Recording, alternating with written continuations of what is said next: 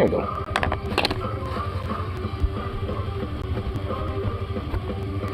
Looks better. Kind of.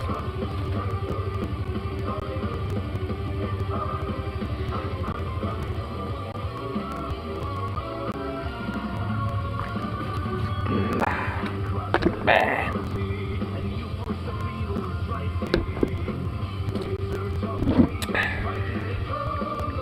Come on.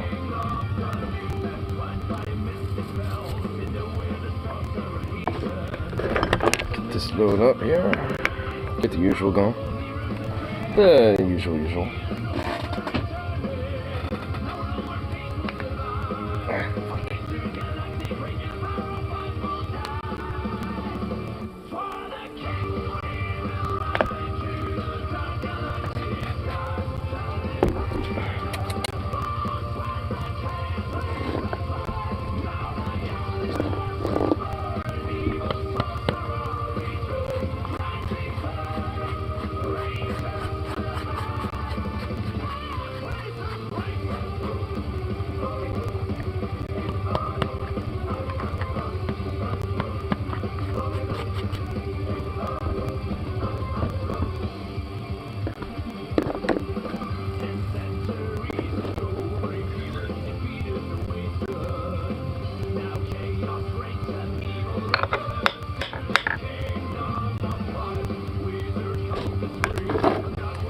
Go.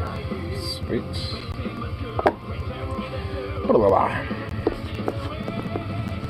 It sure is taking a fat minute to get this shit going, huh? Come on, me.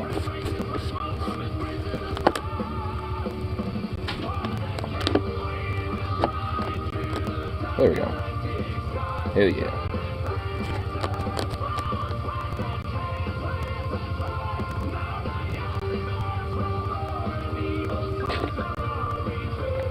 Ooh, that.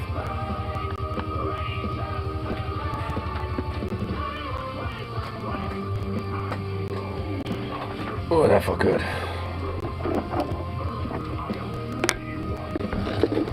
Getting all that shit popped out of my back. That shit feels good.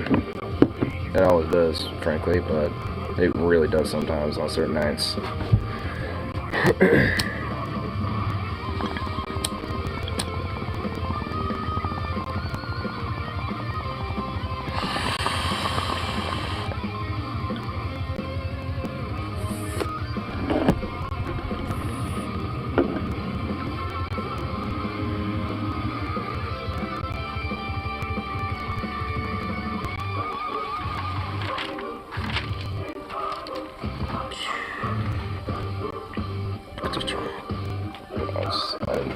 I'll work on it a little later.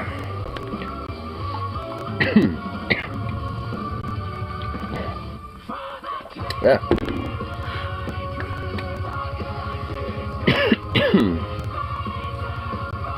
What here, actually? No, I wanted to make an edit of this.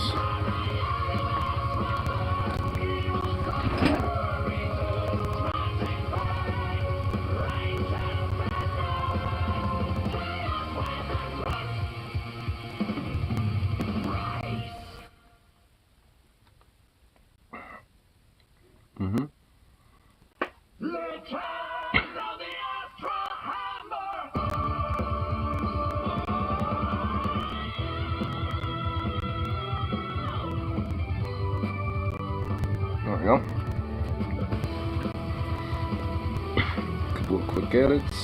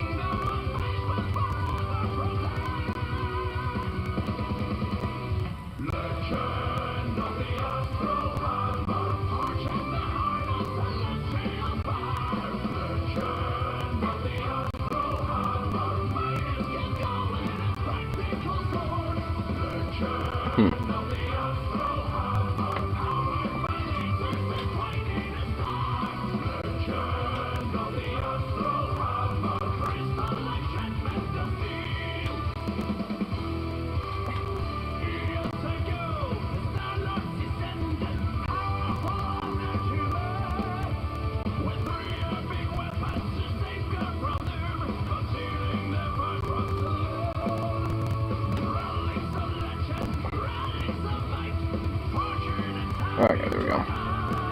Doc of the Hat Game MC. Oh, my hat game? Yeah, just having my head down with my hat on. I was actually kind of working a little bit on this. Kind of started on some lyrics on one song at least that I was kind of thinking about. I mean, it's not actually lyrics yet. There's more of narration stuff first that are kind of going to start the song. And I've been kind of working on that. It's like a narration part, and then there's like a quote, you know, from more or less a side character, if anything. And, well, not really a side character, more of just, you know, kind of a placeholder character. Well, not really placeholder, it's, well, you know, side character. And, basically, you know, just kind of getting a little bit going, because I kind of had a little bit of, some brainstorming going on in my head today when I was kind of on break. Oh, on both of my breaks, and I was like, you know what, here, let me kind of think a little bit about some of this stuff, and at least kind of get some shit going down a little.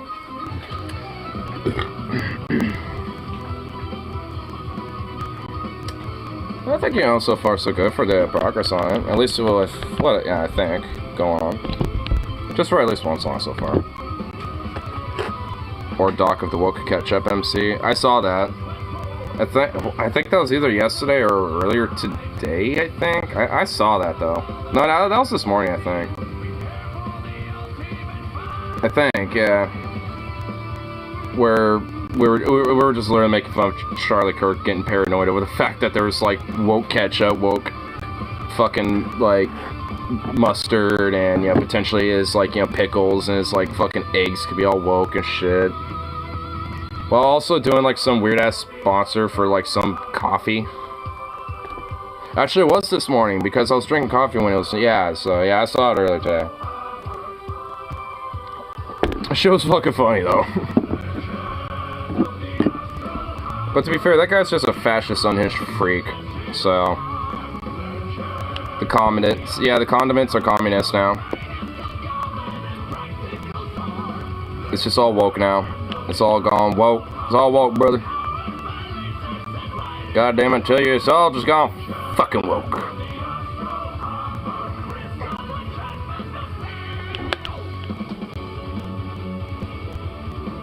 By the same way as Adams.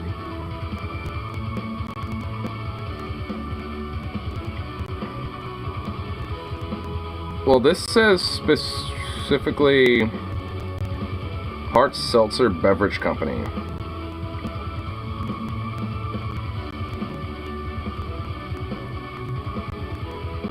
Oh, no, affiliated with Boston Beer Company. Yeah, you're right.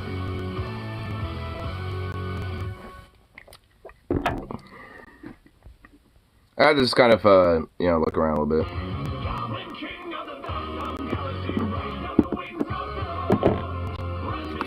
Pretty sure it's owned by Sam Lyons. Yeah, Sam Adams. I mean, honestly, you know, I should have figured. If it was in Boston and there's a strong... I just had to kind of look around at the bottle. Or can. Like, because it's weird. It says, like, it says Hard Seltzer Beverage Company down here, but it says the Boston Beer Company up here. It says it up here. So they're, like... There's kind of two different spots. When I found that out. Better than Corporate White Claw. Honestly, there's a reason why I like these things. One, they're more flavorful. White Claw is really legit watered down as fuck. It's honestly kind of gross. That shit actually has got fucking flavor to it. You know, like, regardless really of whatever flavor you get. I mean, you might like or not like the flavor, but at least it has flavor. It's not like something that's just mostly like water that happens to have like 5% alcohol in it or something. I mean, it's at least, you know, got something that's like, good taste. Because I feel like I'm drinking like a strawberry lemonade soda that's got like a little, just a little something something.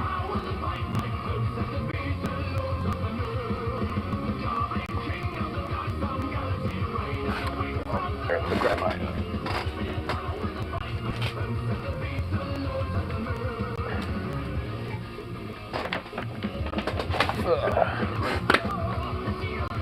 They own Angry Orchard also. Oh, they got Angry Orchard too? Fuck yeah. And Twisted Tea. Dude, Twisted, yeah. Twisted Tea is really good. I knew that they own Twisted Tea. I didn't know they own Angry Orchard, so that's nice.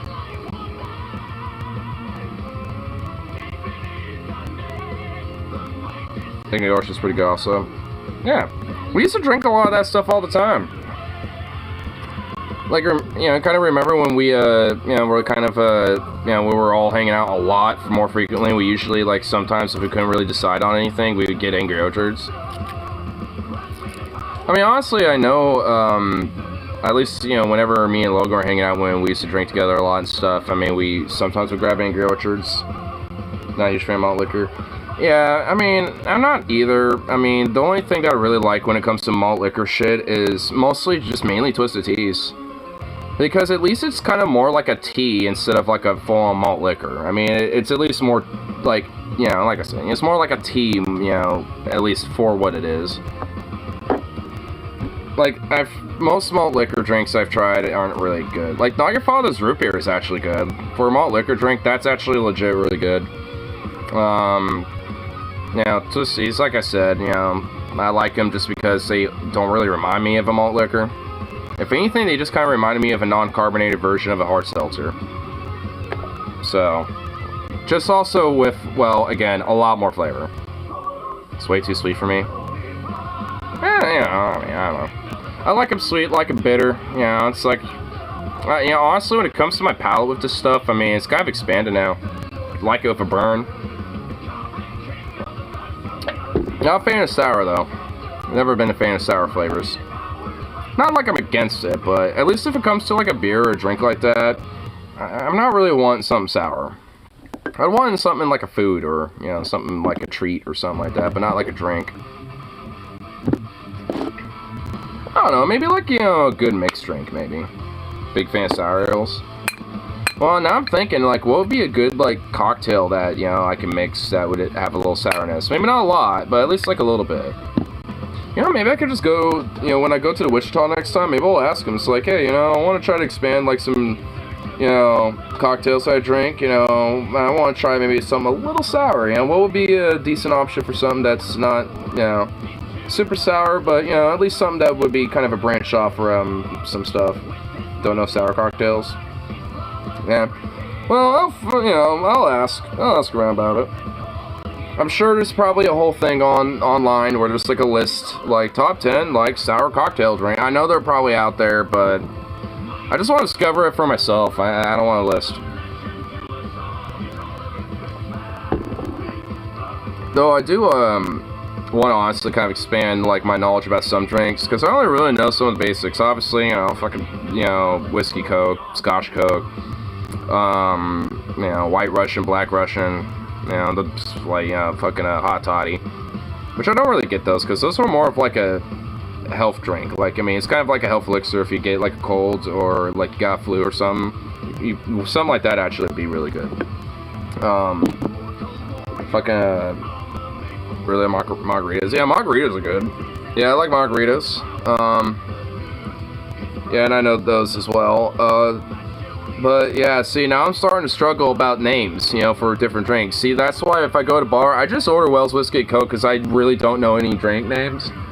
And frankly, I mean, even if I do, they're usually expensive as fuck.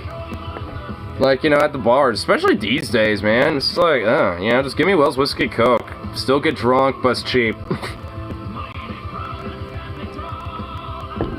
That's honestly just my go-to for bars now. Like, because one, I'm still gonna get drunk. Two, it's cheap. And three, like, you know, I'm not spending as much money on drinks at that point. It really goes back to I'm saving money part. It's basically that. I could basically, $18 for a margarita. Well, it's an airport, man. See, like, I mean, here's like, you know, my special rule of thumb. If I'm going to, like, because I noticed this when I was in Furlandia, actually, and I realized, you know what, I just need to keep my, like, bar mentality when I'm at the local watering hole I go to, when I just order Wells Whiskey Cokes there. I need to do the same thing everywhere else. Because I ordered a Crown Royal, like, whiskey, you know, mix tall, and that came up to, like, $15. I went, ooh. So I decided to buy a Wells Whiskey Coke tall, $8 for one. So I was like, 15 versus 8, I can get 2 Wells Whiskey Tall Cokes for $1 more and, you know, get twice as drunk. So I know what I'm doing, so I bought that one, and it's like, you want another one? It's like, yeah, but make it a Wells this time. I actually was doing the math and realized, and, you know, it's like, I realized I'd probably be saving some money, and, you know, blah, blah, blah. And he was like, oh, yeah, sure thing, man, I get it. You know, and just hooked me right up, and, yeah, so it's just like, I mean, honestly, I realized, yeah, you know, like, even if, you know, like, I like doing something like a margarita or something, because, yeah, it does sound nice and you want it. But if you're at, like, the airport, or, like, you're at a convention and it happens to have, like, a bar because it's in a hotel or something like that, and the hotel has a bar, just don't go for fancy drinks. I'm just being honest. As much as you think it would be nice and tasty and good, and you want a little treat like that, I mean, just do a Wells Whiskey Coke and maybe add, like, some Grandine in it or something. Which, yeah, dude, they do some Long Island iced teas really good. I do agree with you on that. I've had their Long Island iced teas, and honestly, that shit kind of gets you. I don't like whiskey. Well, it doesn't have to be a Wells Whiskey Coke. I mean, just whatever it is. Like, you know, like Wells Vodka, you know, Sunrise or something. Wells Tequila and Sunrise. I mean, like, and honestly, I say it mostly for, like, certain events where they have a bar, because obviously it's going to be way more priced out in comparison to if you're just going to your local bar. I mean, that's honestly, it's just like, you know, my principle with it. It's like, just be cheapskate with it, you know, at the bar with that stuff. Because the whole point of, like, a lot of those cocktails, especially if it's, like, specialized or specialty cocktails, like, the whole point is to be expensive and kind of, you know, snag your money out. I've had some pretty good drinks before. Actually, I remember not this year, but the last year, 2019, when I went to Furlandia, they actually had, like, special cocktail drinks that they made, or at least that the hotel kind of designed up. And I took a picture, I still have it on my phone somewhere, of like the list of what it was, with everything in it, and a picture of the drink, because it is so goddamn good. But, I mean, I obviously don't know if, like, you know, it could be necessarily made again, unless I showed them, it's like, hey, can you make this?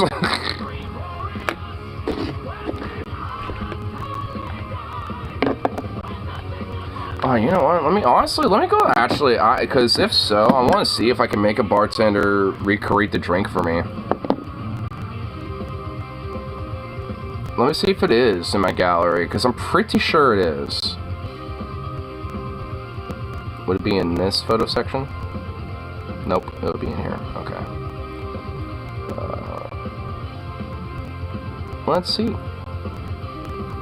Okay, so, I remember. Yeah. Okay, I remember, yeah, the Juice Priest thing, because, that's what I kind of stuff. Okay, let's go. Oh, here we go. Oh, I only have the picture of the drink. Motherfucker. Well, this is the drink. But yeah, I don't have the actual picture of what was in it and everything. I just have the picture of the drink from Furlandia last year. Where obviously, you know, I mean, you can tell from from when I was there last time. Man, what the fuck was in there? I know it had, what's that, like, green alcoholic fucking drink? I mean, because I know that's one of them. I forgot, it was, like, Dandori, like, something like that. I don't know what it's called. I know it's, like, something Dory or something like that. So, and usually it's in a green bottle, and the color is green, you know, for the drink. I know that much. I think there's something else, and I think there's like 2 other ingredients in there, and then there's a cherry, you know, that goes along with it. It's like 3 ingredients, and then, you know, the cherry. I'm trying to think what the fuck was all in it. I really don't have like a...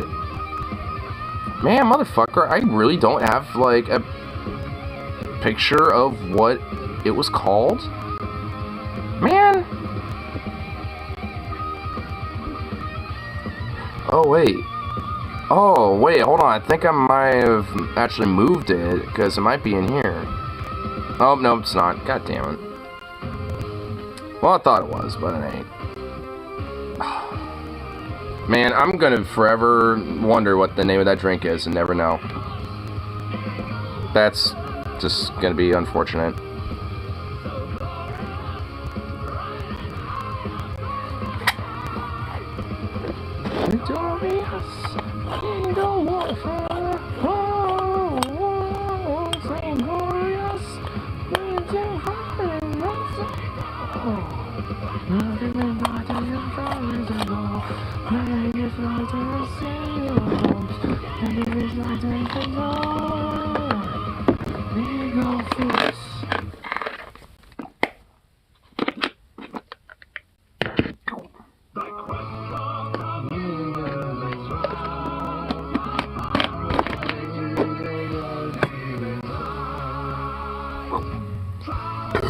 Kiki Flip Flop Jeebus.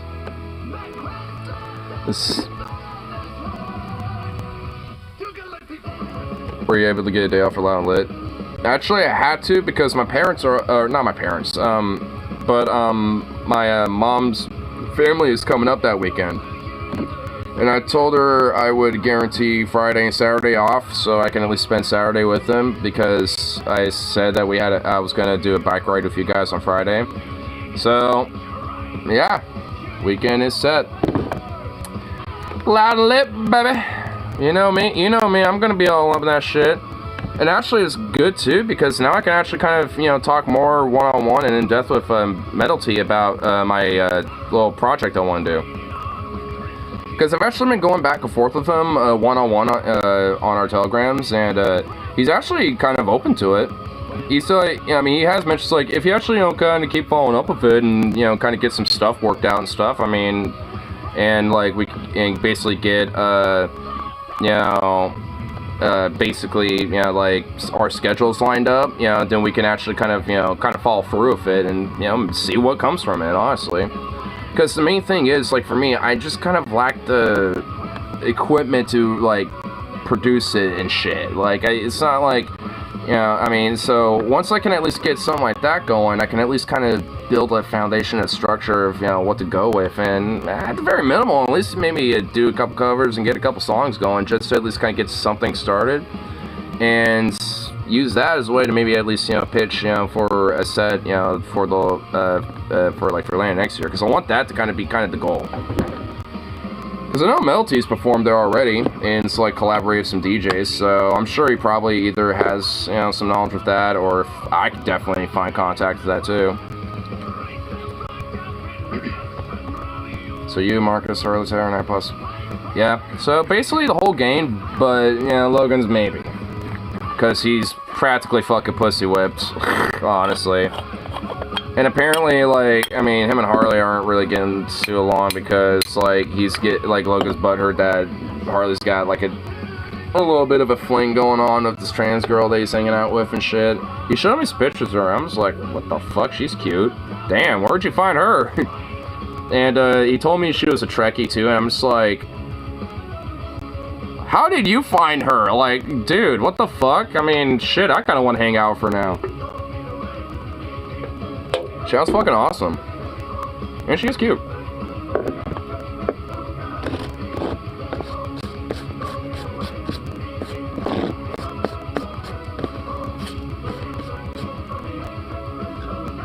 But Logan's jealous about Harley finding shit. Logan already has a girlfriend. No, he's not jealous. He's butthurt because, like, okay, I actually forgot to add that detail. So, basically, like, he's butthurt because, he, thought, it's like, I thought you were gonna help move us out this weekend, even though they never really specified anything. Like, because how Logan's basically not communicating with Harley about moving and shit. Like, it's basically that, but now he's, blaming Harley for, like, what? I thought we were gonna move for the weekend, and because he just found out that he's doing that, hanging out with this chick. And it's just like, dude, what the fuck? It's like, honestly, you're the one going behind Harley's back with all this other random bullshit, just kind of doing it on your own, and just kind of like, whatever, just gonna do it. And which honestly is really gonna inevitably fail, especially with, the rocky relationship that he has with his girlfriend. So it's like, oh my god, dude.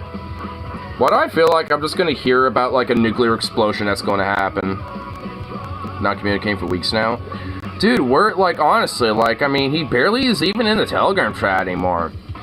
Like, honestly, there's times where I'll see him driving by, because he works at Domino's. I'll see him drive by every now and then when I'm, like, on my break going to and from work.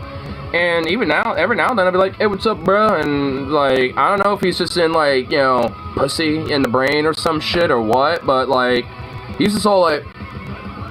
Because usually, like, he'll be, like, you know, kind of chilling, whatever. Normally, he'll be like, beep, beep, you know, and see me and be like, hey, what's up? But for, like, yeah, for weeks now, he's just all, like, I've seen him in his car. He's, like, hyper zoned in and, like, probably daydreaming, frankly, or something. I don't know, but... I mean, yeah, it's like, yeah, he's been kind of, like, out of the loop. I somehow feel more in the loop with the group now than, like, Logan is. Let's talk about getting a different job a little while ago. I mean, as far as I'm aware, he still works there. I mean, he might have changed his job in the last, like, couple days, but, I mean, considering that he's moving right now, that would be kind of a stupid thing to do. Get another job, and now you have to kind of wait for those paychecks, and it just seems like, you know, it'd be a bad move right now. You don't want to wait until you settle into your new place, you know? Less stress.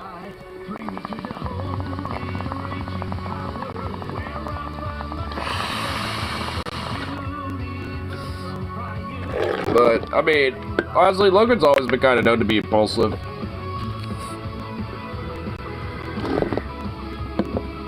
I won't really say reactionary, just impulsive.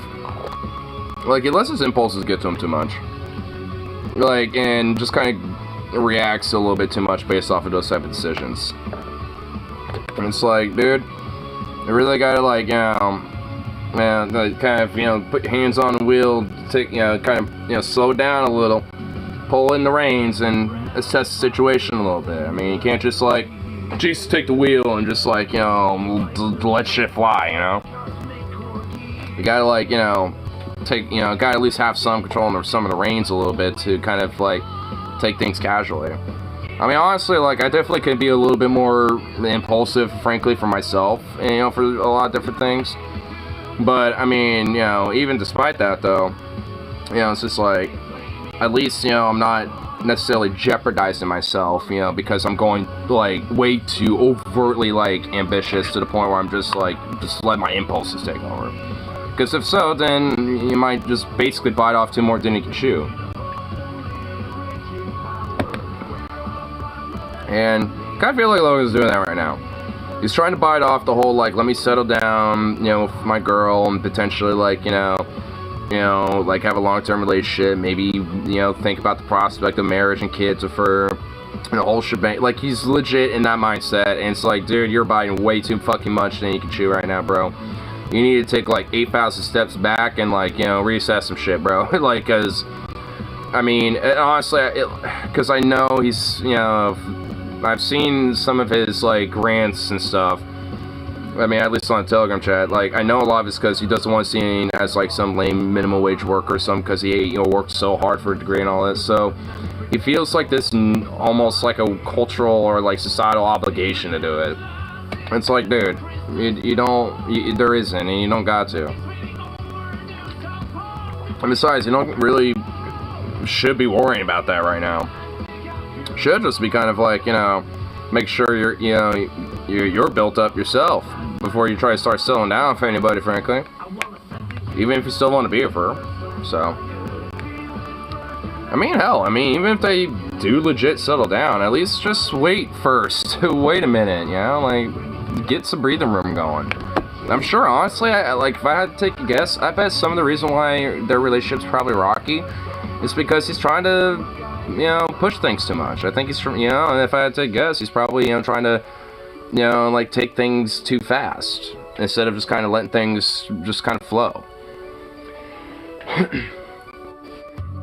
Sometimes you can't really, like, you know, fight, you know, the flow of the river. Sometimes you just gotta let it go. You know, just let it, you know, take you as fast or as slow as it's gonna take you.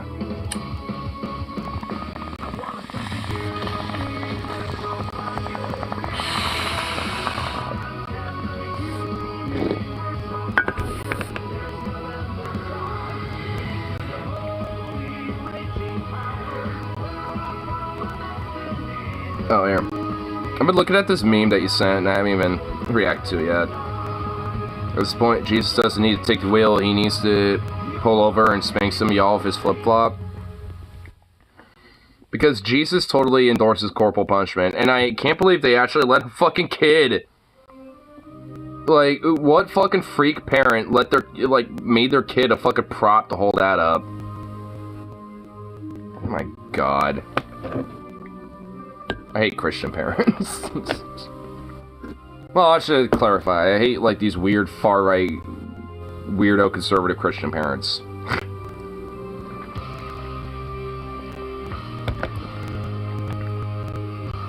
They're the freakos.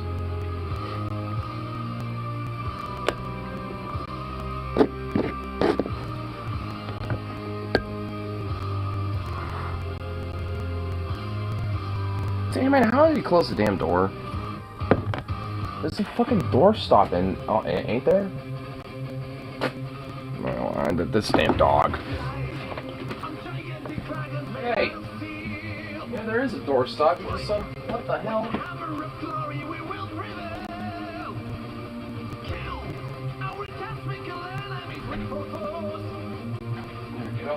Hey, you're a goof.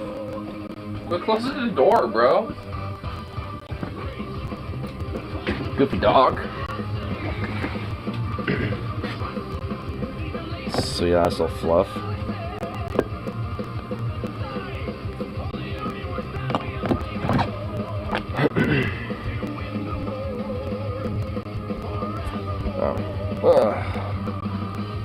Well, there's also like, it just kind of popped up in my mind, but there was also kind of like this little incident from work and shit that like kind of went down a little bit by the gas station and shit when I went to go re-up on my bud, like on my last break and shit.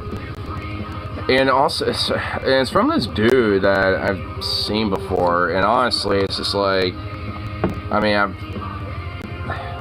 kind of on a, like, you know, like, because I've actually talked to him before, actually, too, because it's this dude who's like this, I'm pretty sure he's like a homeless black guy who's like lives somewhere around here, or at least, you know, kind of shovels around in the local area and stuff.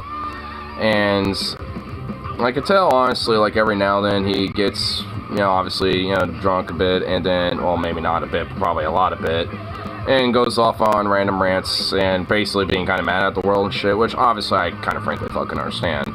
Because, I mean, I was hearing him even earlier tonight, and it was kind of like, you know, him ranting about, like, politics and shit. You know, like, one thing I kind of overheard, was just like, what do you think these politicians do? Democrat, Republican, like, nothing. They let us all fucking just be dead and abandoned and blah, blah, blah, and some more shit like that. And, by this point, there was already, like, 2 fucking cop cars, and they were all just kind of standing around. They weren't really doing anything, but they were just kind of standing there. And I went inside, you know, to the dispensary, got my shit, and I came out, and he was still out there. Like, I went by to the store, like PIC, for the night, and I was like, hey, what's going on? It's like, oh, he, you know, slight trespass on the property because he's been here before. And it's like, yeah, I recognize him, I've talked to him, blah blah. And I was even mentioning, it's like, you want me to talk to him or something? Because I've talked to him before, and, you know, there's been times where I've even kind of talked him down a little bit, you know, with, you know, some of these outbursts and shit, and he was just like, nah, the cops are here, don't, like, it'll probably, you know, make things worse. I'm just like, I doubt it, but okay. You know, so I just kind of walked off from it, but, I mean, like, but I was just kind of thinking in my head, because he, like, his thing is, like, the dude, like, would rant about a little something, then he'll walk away to some of his stuff, like, start grabbing stuff, and then he'll drop it, go back over and start ranting again. And then just, like, kind of go back and forth. And I'm just thinking in my head, it's like, dude, just pick your shit and just walk away, bro. It's like, I don't know what got him going, but, I mean, it's like, I mean, at a certain point, like, because at this point, there was, like, another cop car that rolled up. And at this point, there was, like, 4 of these fucking hogs just kind of chilling. Probably just waiting for him to start something so they could tase or shoot him or something, frankly. And, you know, it's just like, now I'm just thinking in my head, like, dude, you gotta just walk up, bro. And frankly, even if, you know, next time if he happens to show up and, you know, and like, you know, like they say don't, I'm just like, you know what, you know, fuck it. Like, look, I'm off the clock, you know, just let me do something here. Let me talk to the guy. Like, I mean, they should hire him for a daily Pacific versus scare. Well, the thing is, like, problem though is, like I said, I've actually have talked to him. Before he got trespassed into the store, he would come into the store, get some stuff, and also steal some stuff. But, you know, he would come in and, you know, like, you know, want, you know, like, you know, just, like, chat with us, you know, sometimes, you know, and, like, so, I mean, you know, like, and the thing is, like, I could definitely tell that he's definitely got some screws loose a bit.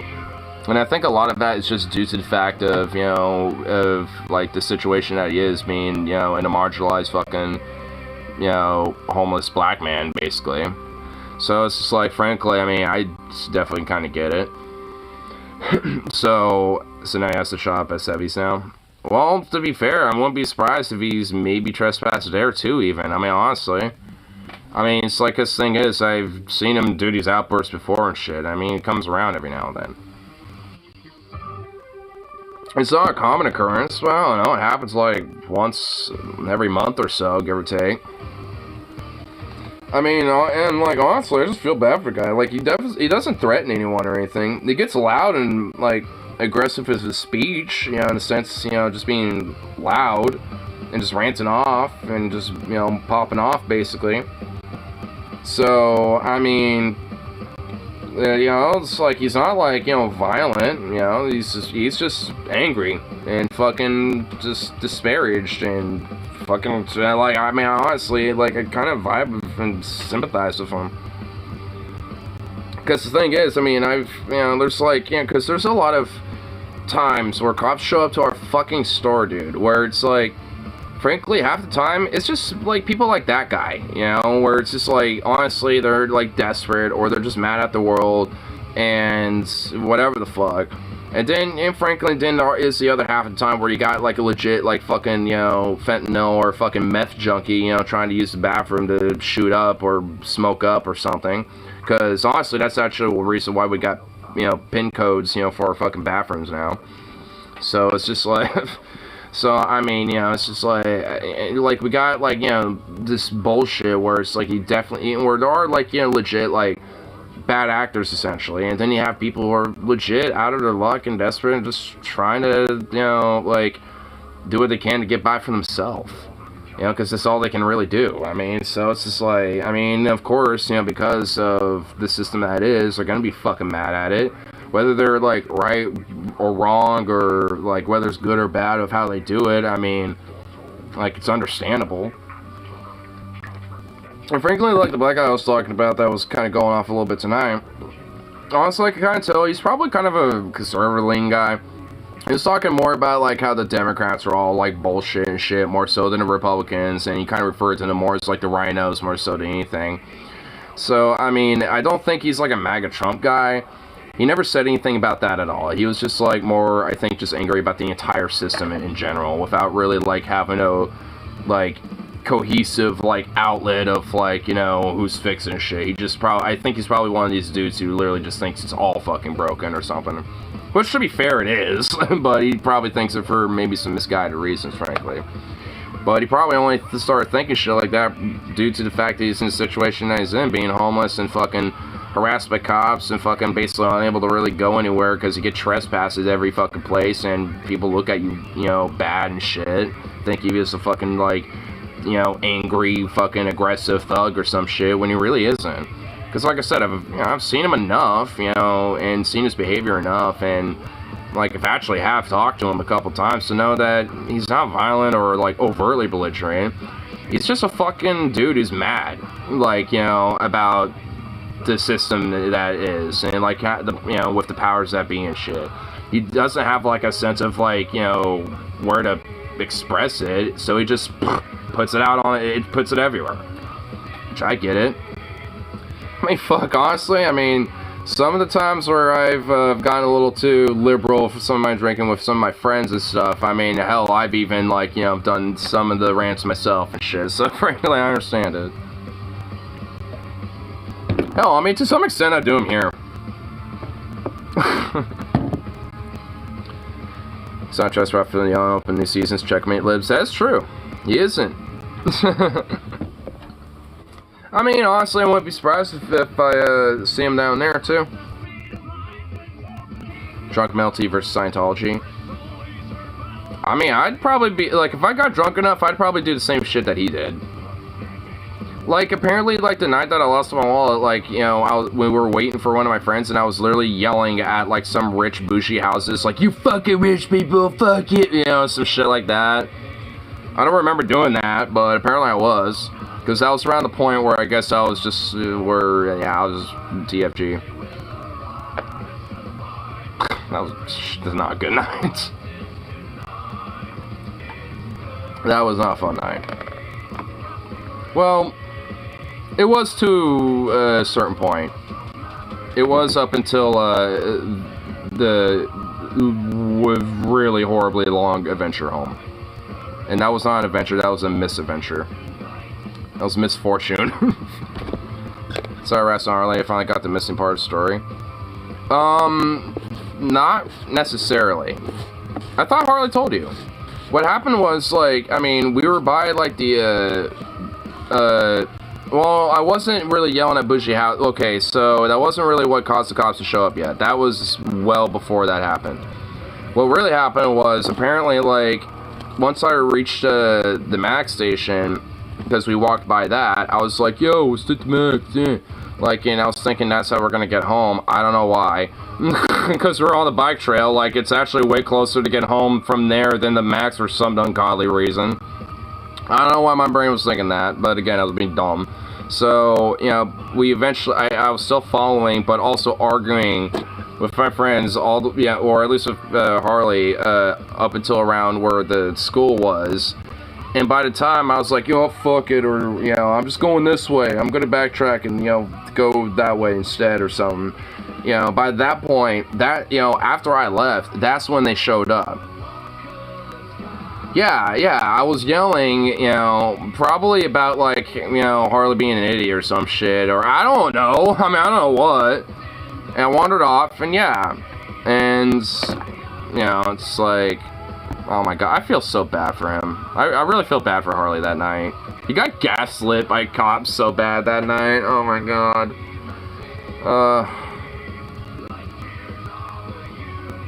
What the fuck? Oh man. Fuck, a mosquito get me right here? Are you fucking serious? Ah, yeah, it did. God damn it. It's noticeable. Oh, it kind of is. Oh, what the fuck? Oh. That's bullshit. Fuck skeeters. Damn skeeters. Oh, great. Now I'm noticing it. Now it's actually fucking itchy. Fuck. I'm trying to really stop the urge, because if I stop the urge, then it will eventually kind of subside. I hope.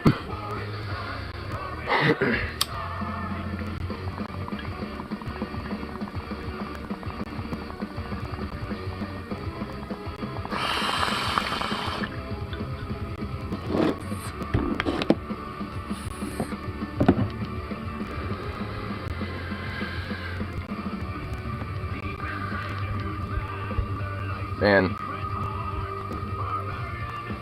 You know, honestly, there's, like, kind of, like, one thing that I feel like is, like, weirdly enough, kind of gives me, like, a little sense of hope, is that, like, one of my, old coworkers told me, it's, like, one time, it's, like, I lost my wallet, literally, like, months later, he had it, like, mailed to him, and with everything in it still, basically. So I'm just kind of, you know, like, having, like, a little bit of a like, chance of just, like, copium of just, like, yeah, maybe some random, you know, like, pedestrian that was, you know, a good pedestrian found it on the side of a bike trail or the sidewalk or something, and, you know, just, we'll mail it back or something like that. Though, frankly, I mean, at the end of the day, it don't fucking matter. Should have my card either, like, this week or, like, at the beginning next week. Actually, for sure this time. I checked up on the update about it, and, It's probably in Canada at this rate. Yeah, I mean, yeah, like I said, I don't really give a shit at this point. I mean, honestly, it's replaceable. And besides, like, there wasn't really any money on the card, so even if, like, some random tweaker took my card and shit like that, they would take forever. Well, look, I mean, a part of that was my procrastination, but, I mean, yeah, at this point, it's them kind of taking a while. Do you pull that kind of shit for HOTS? Yeah. I mean, I will admit, like, there was, like, at least for a while there, it was my procrastination. But for, like, for the past week now, it's kind of been on them. But, it's whatever. I mean, once I get my card, like, once it's all activated, I can get my wallet replaced and get everything else replaced. Like, once that's back, I mean, I'll pretty much be, like, back in the game.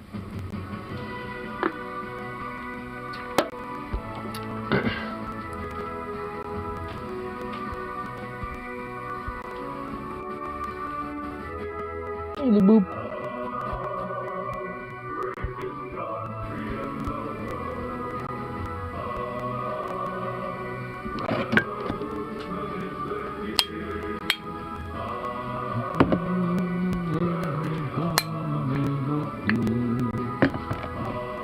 Big shade DMV experience. Yeah, that's not really gonna be that great, but if I could maybe go on there and get there in the middle of the weekday or something, maybe I could catch it on a slow day and I don't have to wait that long.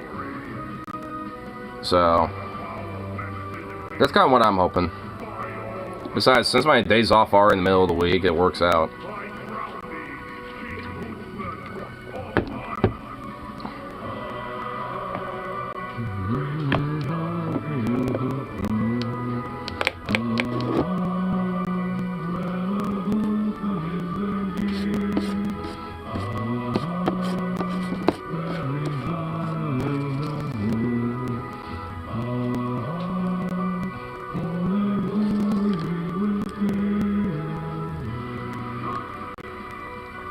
It's long lines unless you get there at a crack of dawn.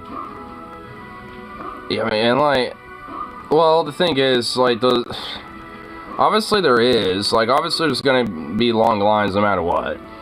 I mean, because DMV takes fucking forever no matter what. But I'm just saying, like, I mean, in the middle of the week and stuff, like, on a Tuesday or Wednesday or something, like, it's not gonna be as long as if it's, like, on a Friday or a Monday or something. Where, like, or some shit like that. Because that's where most people's availability is going to be to try to deal with bullshit at the DMV. So, like, come on, Bert. So, like, like, if I can at least, get there in, like, early afternoon or, like, before noon and shit. Friday and Saturday, probably the worst. Yeah, that's what I mean. Yeah, so that's why, like, if I go in the middle of the, like, week and shit, like, yeah, the lines are gonna be long, but it's gonna be more like 30 minutes to less than an hour, and honestly, I could just, like, browse on my phone for a minute, and before I know it, it'll be like, oh shit, yeah, it's my turn. If it's, like, an hour and a half or 2 hours, like, like a Friday or something like that, then yeah, I'm just gonna come back a little later or some shit. Because I've done that before. I'm like, oh shit, my number's this. Okay, that's what the number is? Alright, it's gonna probably take, like, fucking an hour or something like that. I might as well go, like, hang out at the local park and check out the little river down there, explore the area, because I haven't really seen the spot before or some shit. Get your driver. That's what I'm gonna do, honestly, yeah. I'm just gonna get 2 birds, 1 stone with that bitch.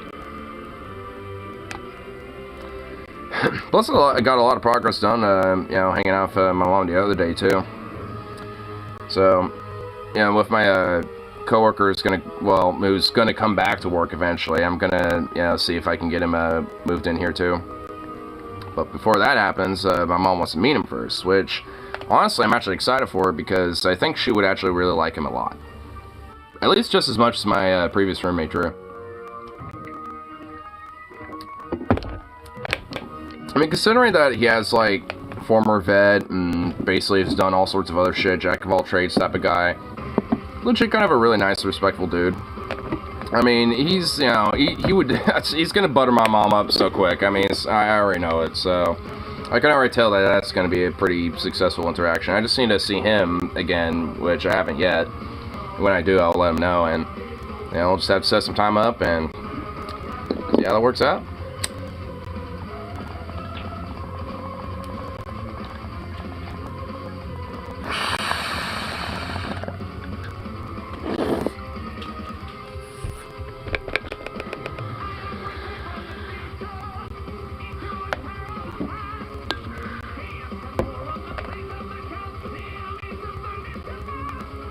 What are you doing over there?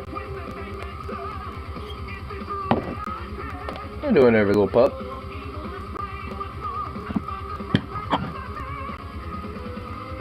Goofy little thing.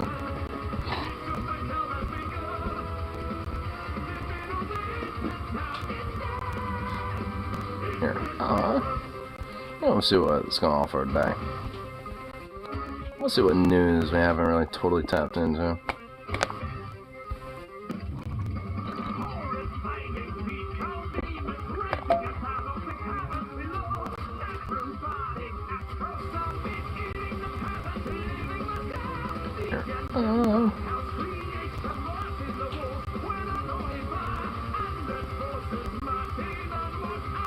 Man, is there really not, like, is Utah not recommending me much, even though I know there is? Bruh. Boo. LeBoo.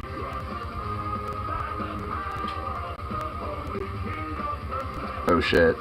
No, I think I might find something out. Oh, Charlie Kirk gives the worst advice to women. Uh-oh. Oh boy. Hey, what are you doing? What are you doing, doggo?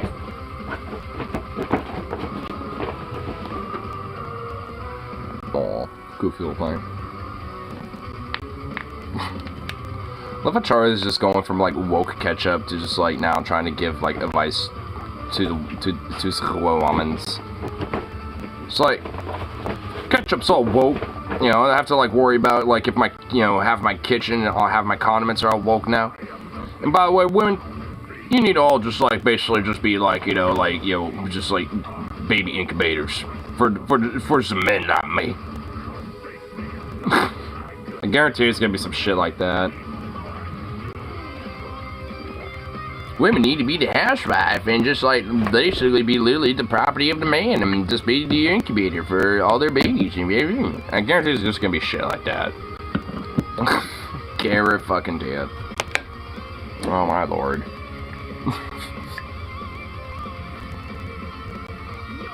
And yeah, like, you know, like anyone's gonna, well, you know what, I mean, pretty much like any dude who watches fucking Charlie Kirk is gonna, you know, take his advice, you know, like legitimately, but like, is any woman gonna take his advice, you know, legit? I mean, for real. Supposed to believe like any woman's looking at Charlie Kirk like, yeah, sound advice. I'll definitely do that, Mr. Kirk, yeah.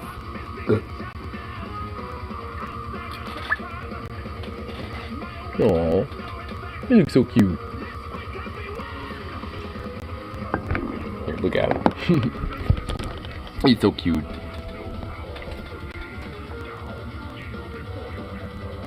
Maybe more Jean? Yeah, I guess so. Oh, look at him, he's so cute. He's a cute little baby.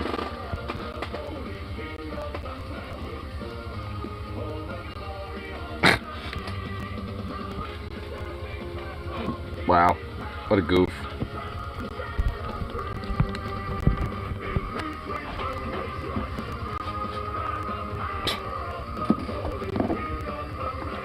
He's just like, I don't want it. I don't want any of that. I don't want the scritches on my face, even though I love the scritches.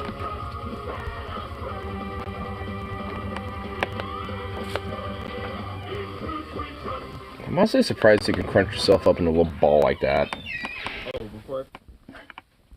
For a big little pooch for what he is, I mean, he can crunch up in a tiny little ball, but it's so damn cute. Gotta get some memes of Charlie with his tiny face. Held a Toilet Paper USA Women's Leadership Summit. Oh my god, it's all pink too, ew. Here, TP USA, you know, Toilet Paper USA, but we're gonna make it all pink. funny one. At least let's look at the funny one. Okay, here it is. I just wanted to ask, since from the conservative movement, a lot of people are pushing, getting married young, having kids young, starting a family, and from a Christian perspective, this culture of dating isn't really in the Bible. So I was just gonna. Oh my god, this culture of dating today ain't in the Bible. So what do we do about that? Oh my god, dog, are you okay?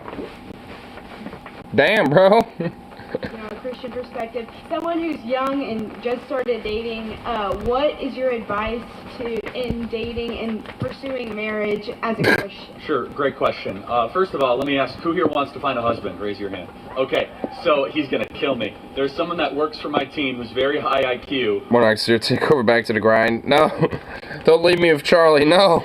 You can email me resumes, freedom@charliekirk.com. I'm not kidding. He's gonna murder me.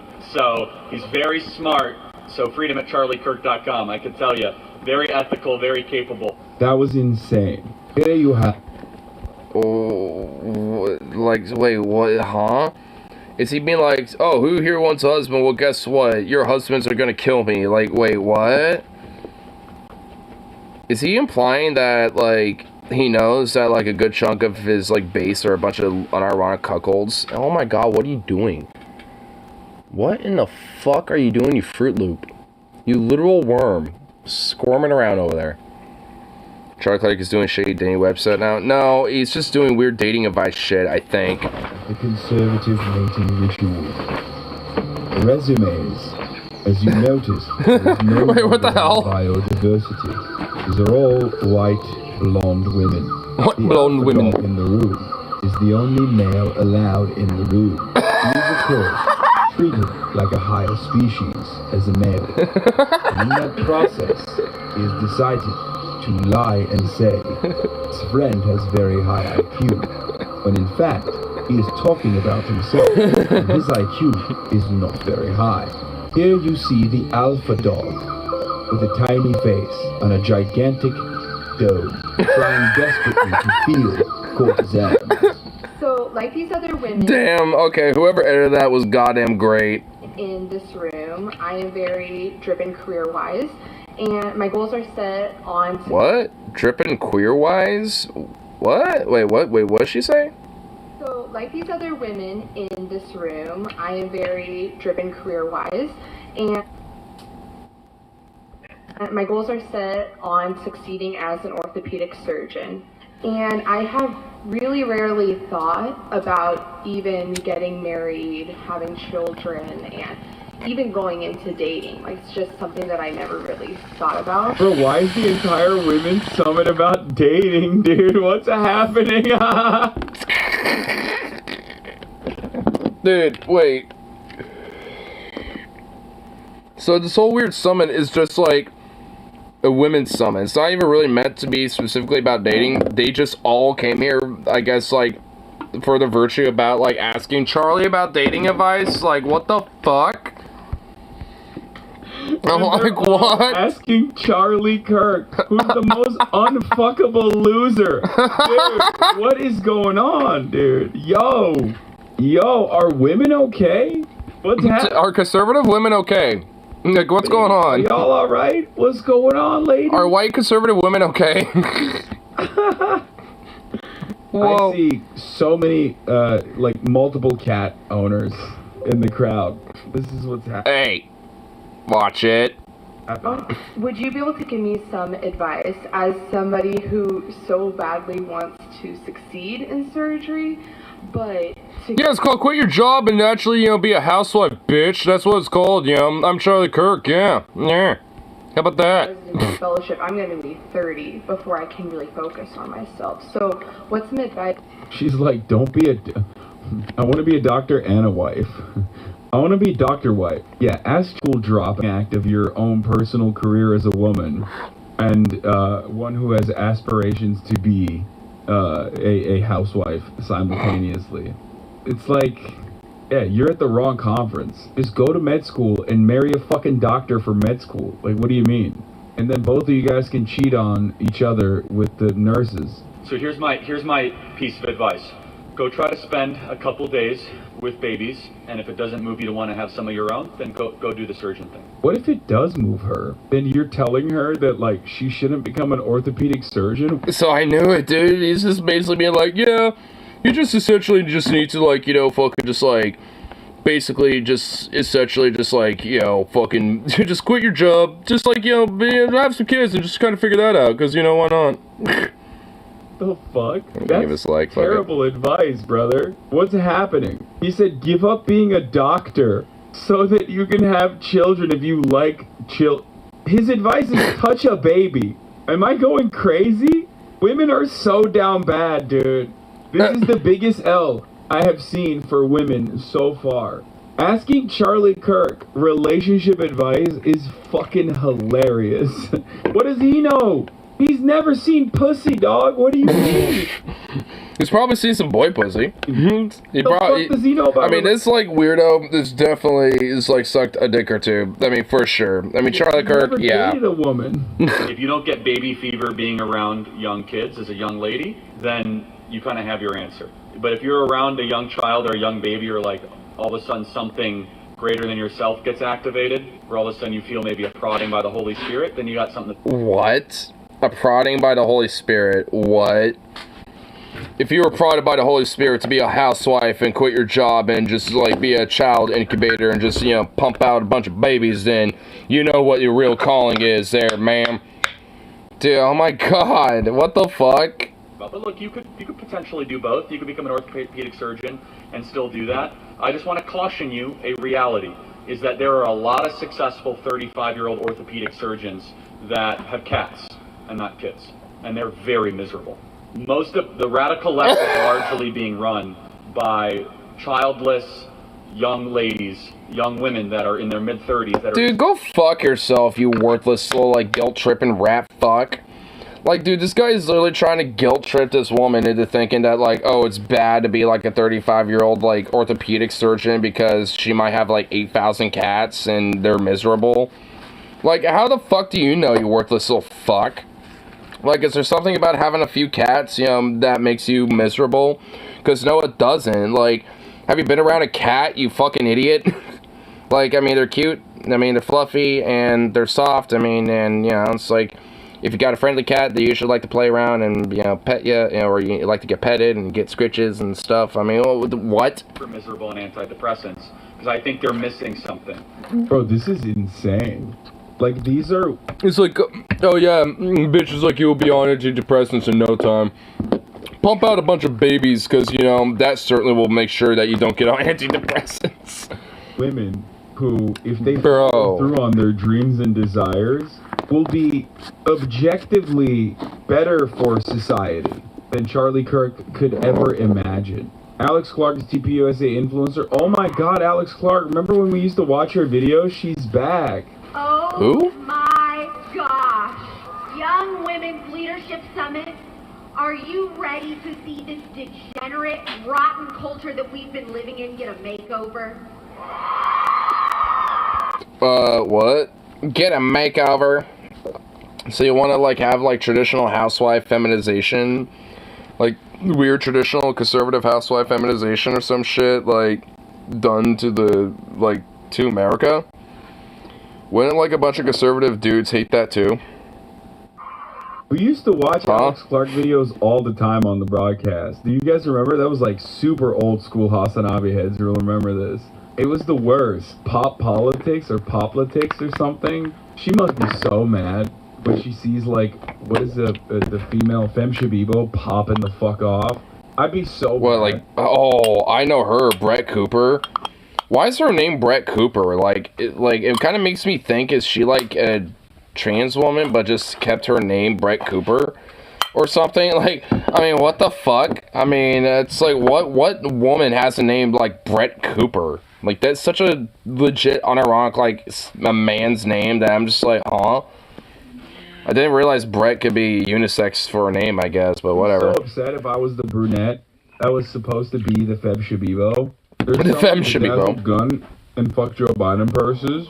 A lot of speakers hit on the same... Oh my god, like fucking literal diamond glitter fucking guns and shit. Oh my fucking god, dude. That is so impractical. Like, why would you want a glitter gun? Like, those are so stupid and impractical, my dude. If one stood out as a consistent attack on transgender people as usual. Kirk, we have seen an all-out, deliberate, concentrated, non-stop, relentless assault on women in this country by creepy, narcissistic freaks. Which is basically fucking trans people in their minds because they're the crazy, narcissistic freaks of our age. We got scared of them because we got, like, nothing else to, like, worry about when it comes to, like, anything besides, you know, like, our privilege. But, you know what we have to be scared about? Trans people! Easier to live in a society that encourages modesty than to live in a society that encourages women to show it all, flaunt it all the time. Based. Yeah, I mean, what's wrong with, you know, women, you know, feeling comfortable to be able to, like, express it all, flaunt it all, and show it all, or whatever the fuck? Who cares? Like, fuck off and get over it. It's not our fault that you're insecure about your fucking body.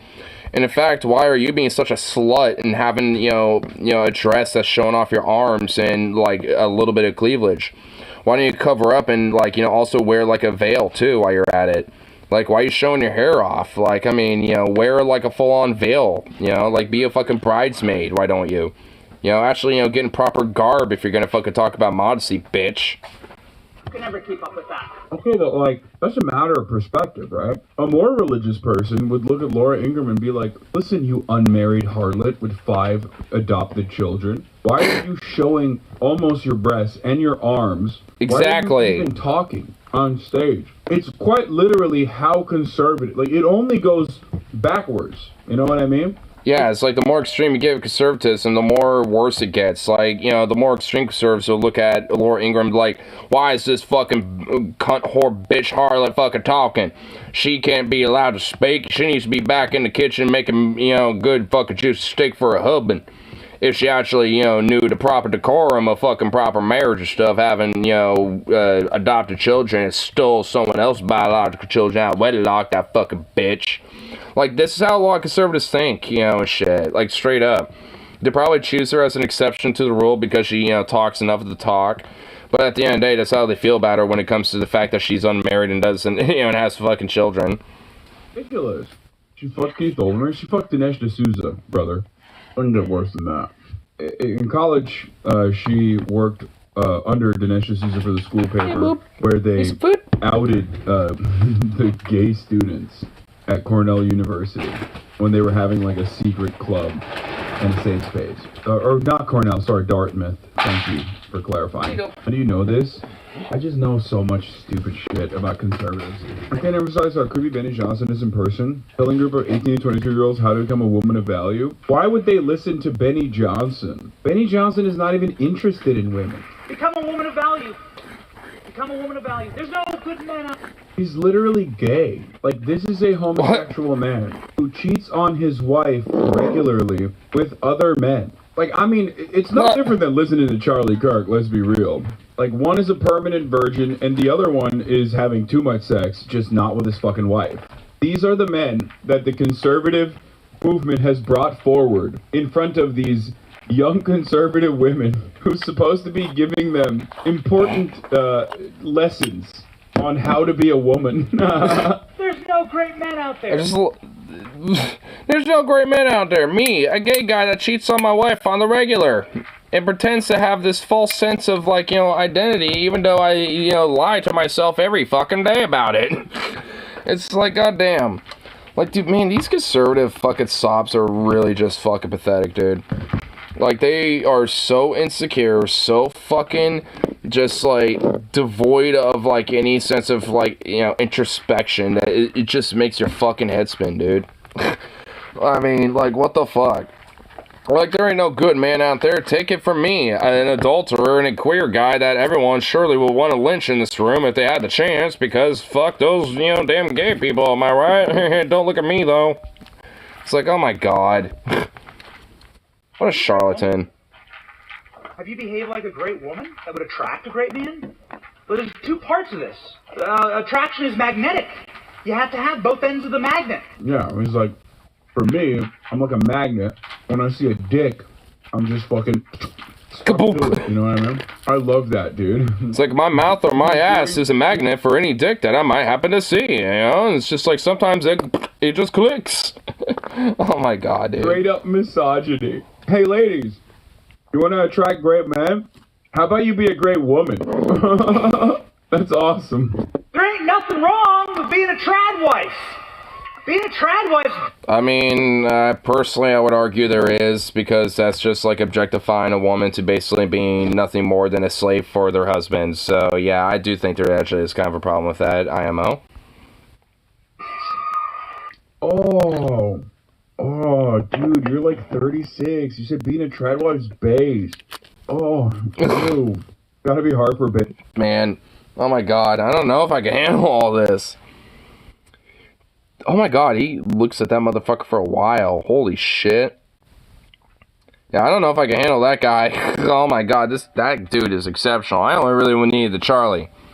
I wanted our boy Charlie, and I got that. So, oh my god. Oh man, dude, what in the fickety fick fuck is like all that shit, dude?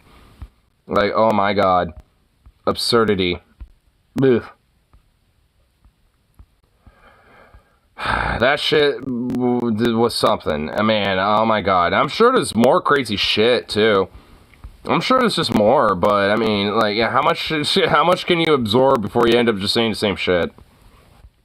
Because, oh my fucking good lord. Damn. 16 tornadoes reported in 4 states? Jesus. 16 tornadoes in 4 states? What the fuck? Dude.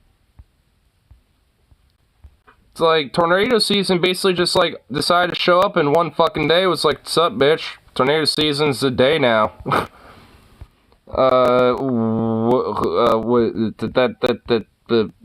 That's bad. That don't sound good.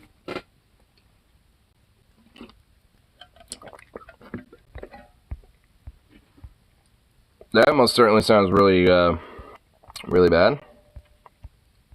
If I do say that myself.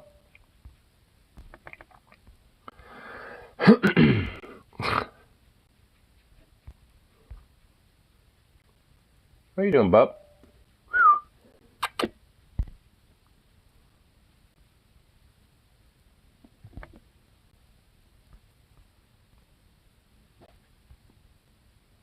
What are you doing, doggo? You're doing something over there. You're shifting around for shit, and I don't like it. It's a little concerning to me.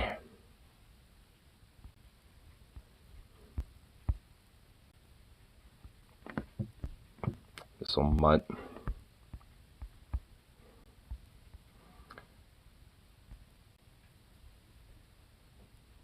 Whoa, scary Twitch stalker? What? Moist down here a little bit from Moist Critical himself. Good old boy Charlie. Like it is. We'll be honest with each other, a little heart to heart. No reason to pull any punches. There's a lot of weirdos in Twitch chat. I might even be talking about you specifically. Maybe. Oh shit, I'm getting called out. Uh-oh. Though, to be fair, yes, there are a lot of weirdos in Twitch chat and YouTube chats. I mean, hey, you can't exclude YouTube. And frankly, honestly, there's just a bunch of weirdos in chats in general. And, you know, no matter where you go, frankly. The internet is full of just, in general, weirdos. Or one of the goofballs I'm referring to. And unfortunately today, one of these weirdos crossed a line and became a criminal. A streamer by the name of Just Foxy had her car lit on fire by an arsonist who was a stalker of hers from Twitch chat. This deranged imbecile drove 700 miles to this streamer's house to try and meet her, I suppose. What the fuck? And eventually set her car on fire. Brother, I wouldn't drive 700 miles to drink from the fountain of youth. This is... Dude, I mean, I would probably, but, I mean, like... Dude, going 7 miles for a fucking streamer to do this shit, dude, what the fuck, for any reason. It's like, oh, I know where, like, the streamer lives. Like, okay, you know what, like, frankly, like, to, like, slight off degree, I have a, slight veneer of where, potentially like Voosh or fucking, the human support may live, because they broadly live, well, at least for Vosh, Seattle, and for human support in Portland, where I live. Honestly, just on that virtue, there's an off chance, I could probably meet, these type of dudes. But that's kind of a caveat, though. There's an off chance of, like, oh shit, hey, that guy I watch, happens to be in public, and I'm in public. Like, oh fuck, what's up? It's like, casual interactions happen all the time. And, well, maybe not all the time, but they're the regular occurrences that, someone who might be, like, somewhat of a public figure might get. And, those are fine. But, like, this shit, though, it's just like, what the fuck, my dude? It's just like, that is legit insane, like Bjork stalker shit, practically. I mean, it's like where you pretty much are, like, your world and, like, your whole, like, mental health state essentially absorbed in the idea that, like, you're gonna have, like, some relationship, or you have, like, some connection. It's like, it's legit just straight fucking mental illness. Crazy shit. This is unhinged behavior, obviously. I believe this is a case of a parasocial, obsessed fan. At least that's the impression I... Well, it is. But honestly, it probably is. Or maybe not a fan, but at least, someone who's just got some general obsession with her. I mean, like I said, the reason why I mentioned Bjork stalker, because that guy was not really that much different. It was just before Twitch and all this shit was a thing. Like, that guy would be probably, like, the equivalent of this person, but... probably, like, more widespread, so to speak, in the sense of, like, his voice. I mean, which that's just kind of freaky. I mean, because Bjork Stalker was legit unhinged, too. Like, I think he actually tried to send, like, some fucking, like, anthrax or some sort of bomb or something to her, like, in the mail or some shit, which obviously got intercepted, but, like, he tried to straight up, like, go out of his way to fucking do crazy shit. And, I mean, dude's nuts. And unhinged, kind of like this. Honestly, this, I don't know why, but, like, this shit kind of has a hardcore, like, Bjork Stalker vibe to it, dude. Because this kind of thing has unfortunately happened before in the past. It's horrifying. I watched him put a brick on my car, on the hood, and some pot. And he lit something sticking out of it and walked away casually, like he didn't do anything. The next clip after that was the front end of my car engulfed in flames. The firefighters came very quickly, and I'm very thankful for that, because the fire spread to the fence and broke the side of my house as well, which my mom and aunt... Oh shit, so this shit almost, like, if the department didn't show up, like, this shit could have spread to her house. ...were inside of. Now, Just Foxy does have security cameras around her house, and she was able to capture the entire incident. So, I mean, unfortunately, from the security footage, I didn't really see the dude's face, but maybe they were able to catch this fucking freak. The big say cheese moment, because she caught this guy in 4K for the Criminal Cringe compilation, and according to her, he was also arrested. But well, hey, it was okay, good. Hasn't posted anything about the individual or the arrest yet, because clearly it's an ongoing and very sensitive case, but she did post the CCTV footage from the event, so I'll go ahead and show you the raw footage of it. Goober alert. He tries to put on like a disguise here, so he's got a mask and a hat pulled down real low, but it's pretty inefficient because it still looks like he's got some patchy ass mutton chops there. Yeah. So I'm pretty excited to see his mugshot to see what he looks like, but I can already wager a guess that it's not pleasant. So this little worm sets up the arson cupcake and lights the birthday candle and waddles away, and it engulfs the car in flames. This does not appear to be his first rodeo with arson. He was very casual about the whole thing. Honestly, I wouldn't be surprised if he's experimented with ways to, like, best, spread a fire / burn a car down. Like, I'm sure he's probably experimented or even looked up directly about how to do that. And he thought, well, if that's the way to do it, let me do a very gigantic version of that by having that big old fucking barrel, of a thing, like sitting up on a brick. It appears that this was premeditated. He traveled 700 miles with this as his primary goal, to light her shit on fire. Because this doesn't appear to be a contraption that he just MacGyvered together with, like, fucking sticks, glue, and spit. This appears like he traveled with all the materials he'd need to commit arson. Yep. Though I'm not an expert, I'm just speculating. I mean, and I feel like it's safe to assume that he actually, brought all that with him to do this act. I mean, like, straight up, like, dude, the guy is a fucking freak stalker, like, is obsessed with this streamer, with this chick, and has, like, for whatever reason, and is willing to go out of his way to fucking go 700 miles to meet this lady, like, or try to. And do this shit? Oh, abso-fucking-lutely. You have that shit, like, on standby, ready to go. Obviously, this whole thing is pretty traumatic, not only for just Foxy, but her family. I mean, like she mentioned, the flames did spread to the house, and the mom and animals were in the house at the time that all this went down. So, just a really scary situation overall. I just never thought that when I started streaming back in 2015 that something like this would ever happen to me. It is super sad. It is something that most people aren't going to think about when they start streaming, because I imagine most people, myself included, go into a stream assuming that everyone that's watching them is just there to be entertained and nothing further. Everyone's, mentally stable. There's not going to be... That's a major false assumption, honestly. I mean, considering that there's, like, this, like, I mean, even for me being a small bean, like, I mean, like, because I've, been out in the 2020 protests and shit, like, there's been times where even I have, like, have had, not stalkers, but at least, people who, like, who have found my, like, information via docs or some shit, and would, try to, like, send some shit to me and stuff. Like, I mean, I remember specifically, there was 2 times, where, first time, it was, like, some tacos, and then the second time was, like, a burger of some sort, which, I forgot what was on it, but, I mean, I was looking at them, and I was like, okay, I see the names of, like, who actually, like, put in the orders.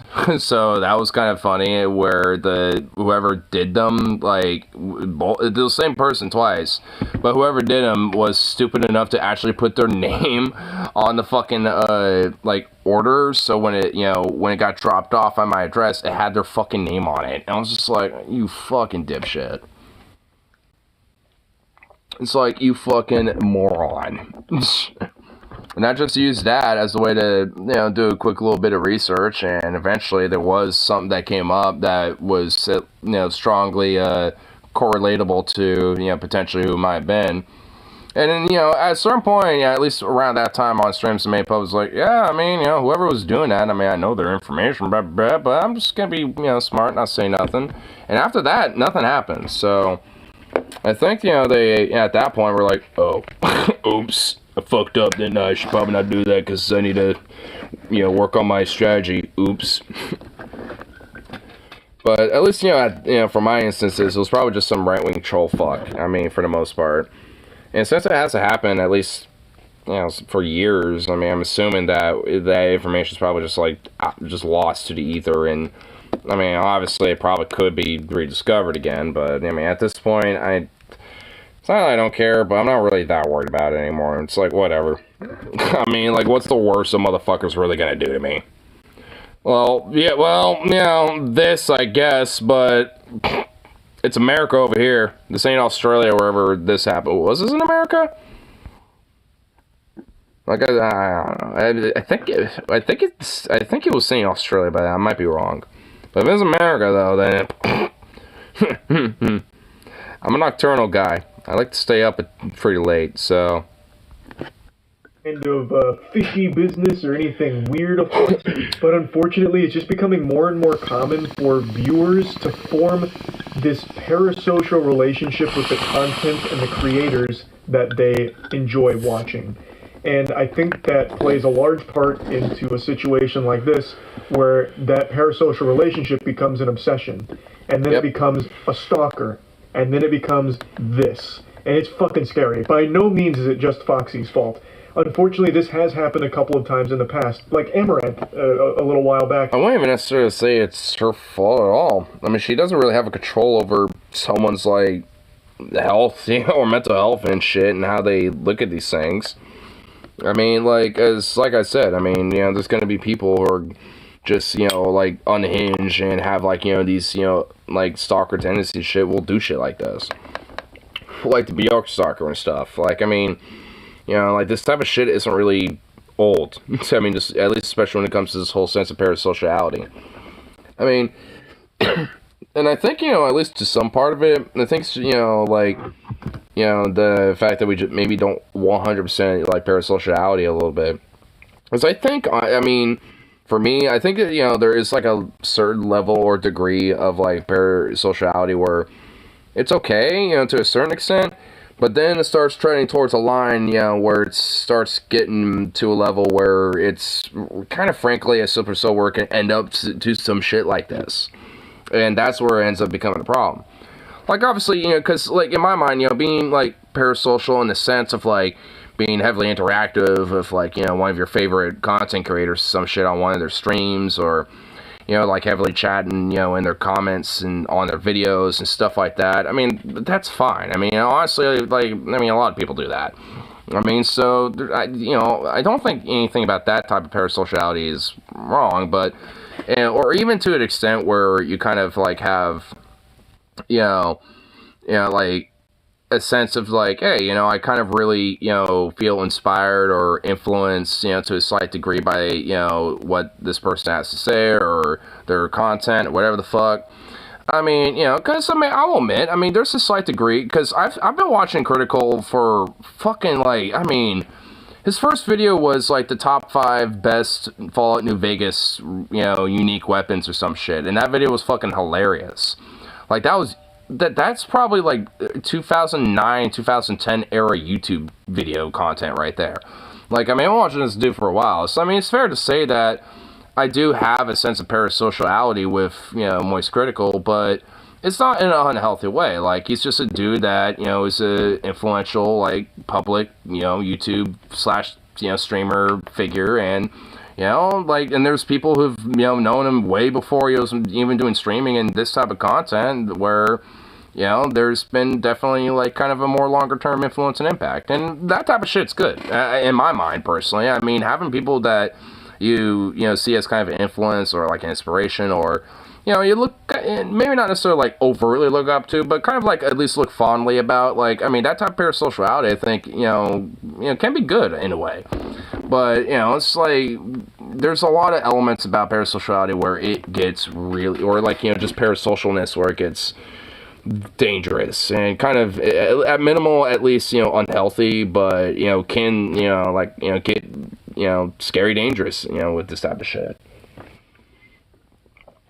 And in a way, I suppose, like, there is kind of an element towards, like, a public figure to try to, like, if they see someone maybe, kind of taking it a little too far, to try to, like, help rein them in that way and kind of try to put them back in reality. But, I mean, that's also kind of a mixed bag, because sometimes that might make it worse, but it might kind of help, but it also just kind of depends on that person, too.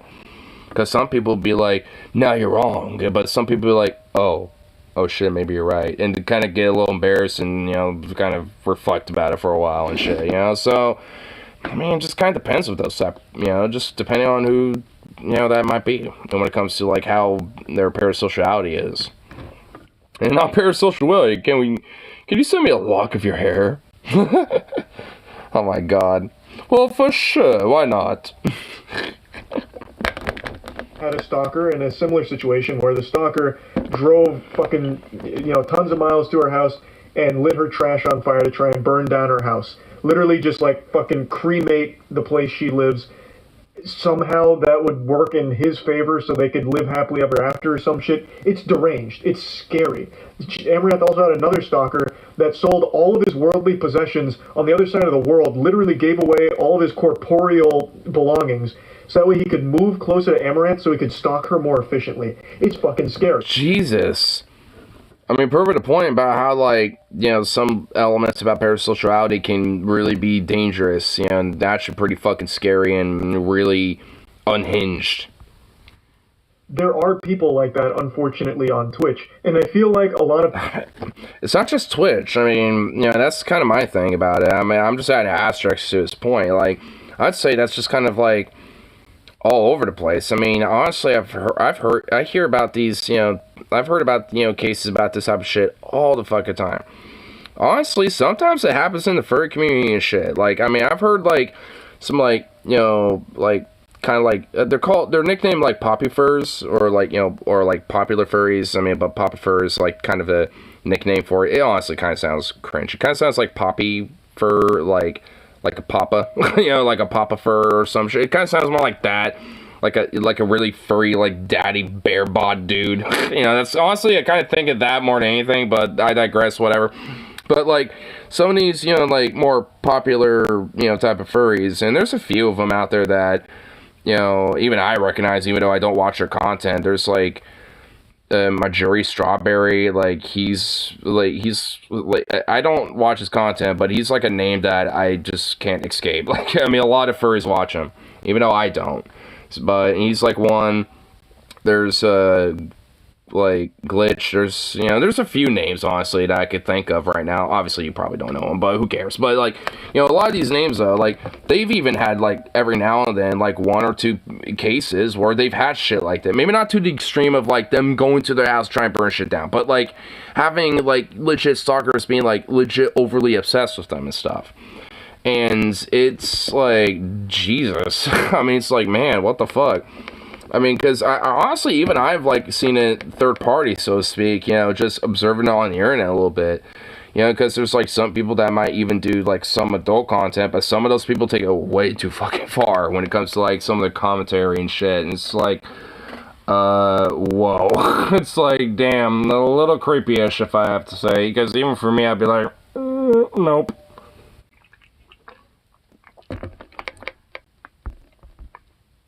Outside of the streaming space don't really understand that. So I want to tackle a couple of conspiracies that have sprouted up from this whole situation because somehow Twitter brain... Oh my god, dude, you can't be serious. There's actually conspiracy theories about the... How are the... What? No, oh my god. Okay. Found a new way of shocking me with the stupidity. There were a lot of people claiming that this is all baloney. This is a bunch of nonsense mumbo-jumbo. She's... Literally how? There's actual fucking CCTV footage of it. Like, no, it's not. Like, it literally happened. Like, you can't... What? What, you think she hired some weirdo to, like, do that just so she can, like, get some weird insurance fraud claim or something? Like, what? And everything. There are people just outright denying that the CCTV footage was even real. They were literally covering their eyes and plugging their ears. Oh my fucking god. So it actually goes further and they were just, like, fake news? Like, no, that was, like, deepfake AI-generated shit or something? Are you fucking kidding me? I can understand, like, oh, she hired someone to do an insurance fraud claim and saying that he was a stalker or whatever the fuck and blah, blah, blah, blah, blah.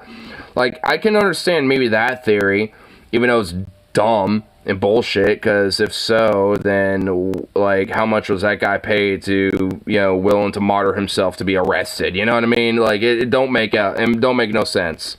Don't really add up. Unless she just has a shitload of money, but then why would she do the insurance fraud claim to get a bunch of money if she has a bunch of it in the first place to pay someone to basically imprison themselves for arson? So that don't make no sense. It's just like, it's like, what the fuck? Wow. Oh my god, Charlotte's right. Like, man, the stupidity of, like, some people, wow. It never ceases to amaze me. That is, like, I mean... I've heard some crazy shit from QAnoners, but I don't even think QAnoners are, like, that fucking unhinged. Like, what the hell? Actually, who am I kidding? Of course they are. Who am I kidding? CCTV footage doesn't exist of the guy literally burning the car down. So, I don't even know where to start. You are too far gone if you think that this is somehow CGI or deepfake. That's ridiculous. And then the next big conspiracy theory is that it's all an insurance scam from Just Foxy. See, I gotta figure... See, that... makes sense in a way, but if you actually try to break it down, it really don't. Like, to a layman, it might be like, oh, okay. But, like, unironically, like, if you actually think about it logically, like, it really don't. Because I already broke it down a little bit. It's like, if she's trying to get a bunch of money for an insurance claim, then, like, why would she hire someone to martyr themselves in an arson? Like, basically, to go to jail or prison, for that. And, it, like, because, like, what? It's, like, how, like, Because if, you know, that person's obviously going to get paid pretty extravagantly, which means she already has a lot of money, which, if that's the case, then why would she be doing the whole scam in the first place? So, if you break it down, it really don't add up. It's a crazy take. Because for the insurance scam to have worked here, she would have shot herself in the foot by filming it, because now there is a person there. There is a person in the footage, and that person has been arrested, according to Just Foxy. And if this was all an insurance scam, that guy would squeal. He would absolutely be like, she paid me to do this, it's all just an insurance scam. Like, everything would crumble. It would be a terrible insurance scam. Well, which I think kind of implies that she had enough money to, like, pay him off, you know, for all of it, you know, to shush him up in the whole shebang. Which, if she's trying to get a bunch of money for an insurance scam, that don't make sense, because she would already have a bunch of money, so why would she do it in the first place? She would already be, you know, living a lap of luxury, basically, and just being like, oh yeah, I got a bunch of money, whatever, I'm just living comfortably, you know, and being more modest about it or something. Like, it just doesn't make sense. Yeah, to film your own insurance scam, which is why insurance scammers usually don't want the video evidence. Like, that's usually what unwinds and untangles a scam like that. Yeah. So that would be a crazy plot twist if somehow this was all an insurance scam, because there would be so many things wrong with that theory. And then the other thing I keep seeing from people, which absolutely shows me the majority of the internet is actually 9 years old now, is them saying, like, why does she care? She's got insurance. She'll just get the car right back, or, you know, things like that. Why does she care? Because insurance, though? So it's not because insurance scam, but, like, why she cared? Because she's insured. Like, because there's someone who stalked her. That's probably why.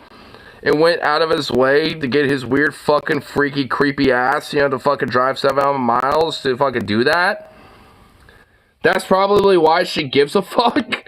Like, what? Oh my god, that's even more crazier than the insurance scam take, frankly. Like, what? What do you mean? Does insurance also cover the trauma of having a complete stranger go and set your shit on fire in the middle of the night and nearly kill your mom and dog as well? Like, what are you talking about? Even if insurance does cover the cost of the car, that doesn't take away the entire situation. It doesn't just erase the memories like a neuralizer from Men in Black. Like, that doesn't solve the situation. What the fuck? Like, you'd probably cry if somebody, like, came over and took a fucking Cheeto out of your bag of Cheetos that you're eating right now. Like, it doesn't make any sense to try and write off this whole situation. Like, who cares? Insurance is there for a reason. It's so fucking stupid. People are so desperate for everything to be an argument, or so desperate to feel special and intelligent, like I'm the only galaxy brain that was big enough to piece together the real puzzle behind the scenes. This is not a clear-cut case of arson like everyone seems to think. It goes much deeper than that. And then vomiting out the dumbest fucking ideas ever. It's just infuriating because on the video she posted about it, the comment section is an absolute mess. Pyrocynical made a video about this just recently, and he pointed out a lot of the comments, so I went to check, and there's even more now. Like, the video is heavily disliked with her just sharing her experience with this very awful event. Dude, what in the fuck is wrong with people? It's just like... Like, I mean, they look at, she shares this experience, and then you got, like, a bunch of, probably, honestly, like, a bunch of fucking weird teenage chuckle fuck Andrew Tate stamp fucks, you know, just be like, oh, you woman just trying to fuck get insurance claim, blah, blah, blah, she's lying, bullshit, blah, fake news, like, lol, damn woman complaining. Like, I guarantee it's just shit like that, isn't it? And there's so many people just saying she deserved it for being on Twitch, or it's all just a lie, it's ridiculous, you know, you won't fool me. It's so fucking dumb. Oh my There God. is no such thing as innocent until proven guilty here. I don't think she's guilty of some kind of conspiratorial giant insurance scam. That would be... I mean, how in the... I'm just... Oh my god. I'm kind of fucking flabbergasted. How in the fuck? Like, unironically, how in the actual fuck... Like, are there actual conspiracies around that? Dude, dude, the internet has broken fucking brains of people, dude. The brains have been broken by... from many by the internet. Like, my fucking god. Like, pretty much anyone who really thinks that, like, that type of shit is, like, some conspiratorial stuff, it's like, they need to literally, like, touch some grass, go to their local park, sit by a river, and just contemplate life for, like, the rest of their life. They just, like, sit there until they just, like, become a husk. Because, my God, just, what the fuck?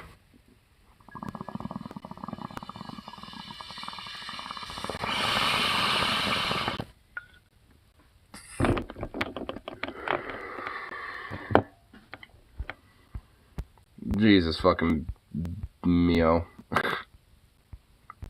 Jesus mio. That they know the meaning of the word. Yeah, they probably don't. That makes it worse. Oh. Motherfuck. Ugh. Man, I didn't think that would leave a sour taste in my mouth, but it really fucking did. Like, god damn it. Man. What the fuck? Ugh. Let's see if there's at least something that can lighten the mood. I'll try now. There, really, YouTube? Seriously?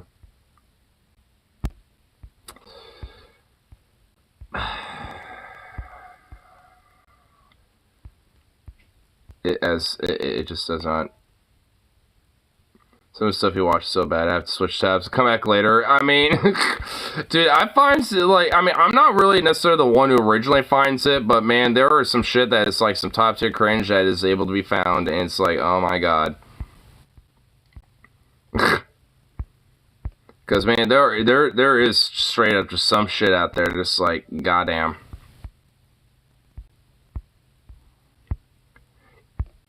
Even I wonder how I make it through half the time. I'm just like, how did I make it through this? Like, fuck.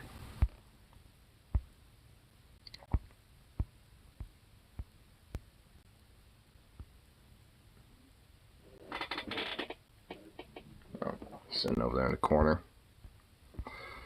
Little bish. A little bish of a little pup sitting there in the corner. Being a dork. Being a little dork. Being a little dork. Being a little dork.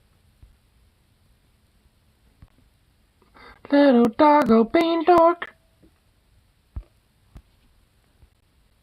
It's probably just sitting there being guilty, just plopped. Like the guilty little fuck that he is. Like the guilty little bastard that he is. I forgot to buy him treats tonight, so I have no way to coerce him over here. I mean, I could manipulate him, but I don't want to do that. I don't want to be a dick. Do I have anything I could use? I really don't. I don't really have anything. Fuck. I'm sorry, pup. I don't got no treats for you. I'll make sure to do that tomorrow. Oh my god, I just kind of had a fucking realization. Because next week is like my weekend where it's going to be fucking Friday and Saturday. Because I had to get that shit requested for different reasons, but I'm going to be working so fucking long. And I had a 6-day work week this week. And I'm going to have to fucking like work, what, today? Thursday. Friday, Saturday, Sunday, Monday, Tuesday, Wednesday, Thursday, Friday. 8 fucking days. Oh my god, I got 8 days fucking. Oh my. Oh, fuck. Oh my god. I just started realizing that. Oh my fucking god. Still mad about that film, bro.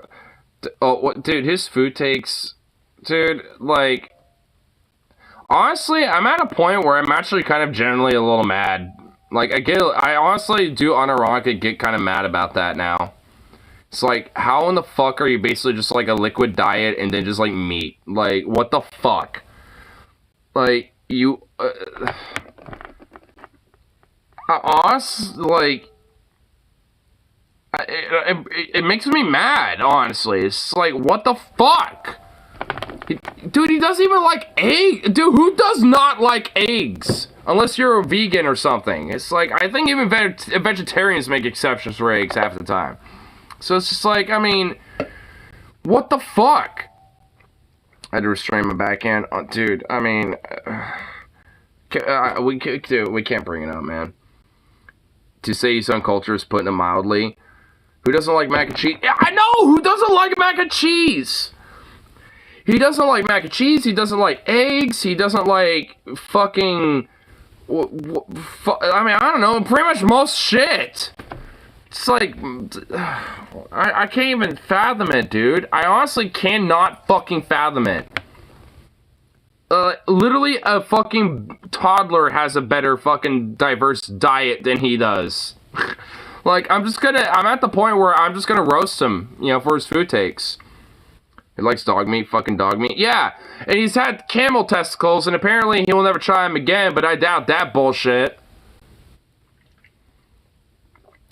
Fucking weird son of a bitch. Where'd he get dog meat? Apparently, like, one of the Chinese restaurants that he would go to was busted, and it was caught using strays that they would catch and kill, and use the meat from them. You know, so, okay, not gonna lie, that's kind of cultured. I mean, I guess. Maybe not good culture, but it's culture. Well, the thing is, it was done in a fucking unethical, fucked up way. Like, it's not like you went to some street cart in China and, like, Shenzhen or some shit. You know what I mean? Like, and even then, I wouldn't even do it. Like, if it's, like, some, like, you know, fine dine restaurant or some shit, maybe. But even then, dude, like, I've eaten horse before. I would rather eat that, like, for the rest of my life before I eat fucking dog, honestly. Just saying. I'd rather eat horse, because that shit fucking, delicious. You know, like, you know he has diet issues when the closest you get to health drink is lemonade. I honestly don't want to know, like, what his, like, movements are like, you know what I mean? I honestly bet they're fucking just rancid, dude. I bet it's just awful and rancid, just stinks of, like, the most stinkiest hell stink you've ever stank. Like, I mean, the whole shebang, bro. I bet it is just bad. I bet it is just awful. I bet, like, there's no fiber. There's, like, no diverse gut bacteria going. There's nothing, dude. Like, I mean, honestly, I need to kind of intake more fiber myself, personally, because, you know, I'm kind of getting, like, a little temporary IBS situation, you know, lately, but it's just, like, I mean, goddamn. I mean, it's just, like, you know what I do to solve that? I eat celery, a vegetable that has a bunch of good fibers and some good shit. And celery tastes good. Celery's delicious. Like what the fuck? The fuck? It's like, how in the fuck is, like, you know, a motherfucker not into some shit like celery, carrots, celery? Yeah, celery's good. Yeah, I like celery. You got a problem with celery? Oh my god, not you two. It's so tasteless, like I use dip. I mean, yeah, well, that's the thing. Honestly, that is the thing, though.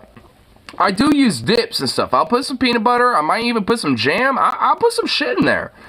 Like, but I'll eat celery straight up, right? You know, just right as it is, as a stalk. I'll eat that bitch right then and there. But that's the thing, though. Like, it's so tasteless. How in the fuck does, like, someone not like celery? I juiced a bag of celery and drink tastes like dirty water. Oh, I mean, I'm sure it did. I mean, it's like, yeah, it came from the earth.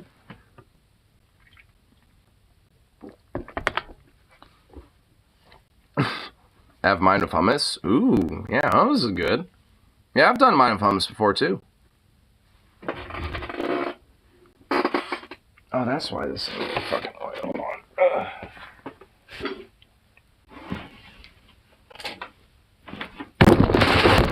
Ah! What the hell? What is in his bag? What the fuck?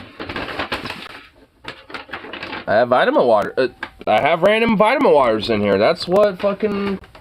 I thought this was an empty bag. What the fuck? Okay. This is random vitamin waters. Okay. I forgot I had those vitamin waters in there. Yeah, I just had these chilling. Cool. And the good flavors, too. It's my favorite one. I like mixing these. Well, not just these flavors, but I like mixing vitamin waters together, making like little combo flavors and stuff. They're pretty good.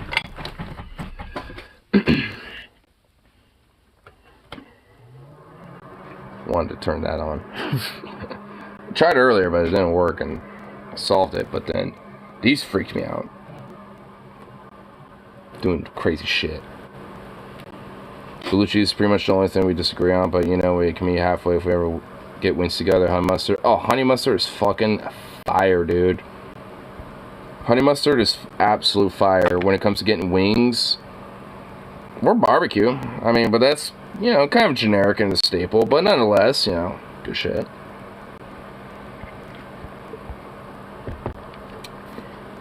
Used to have that red one on tap at work. Drink the hell out of it. Nice. You had the dragon fruit one? Yeah, that one's pretty good. Guarantee you Venom hates the fuck out of it because he's a goddamn fucking weirdo.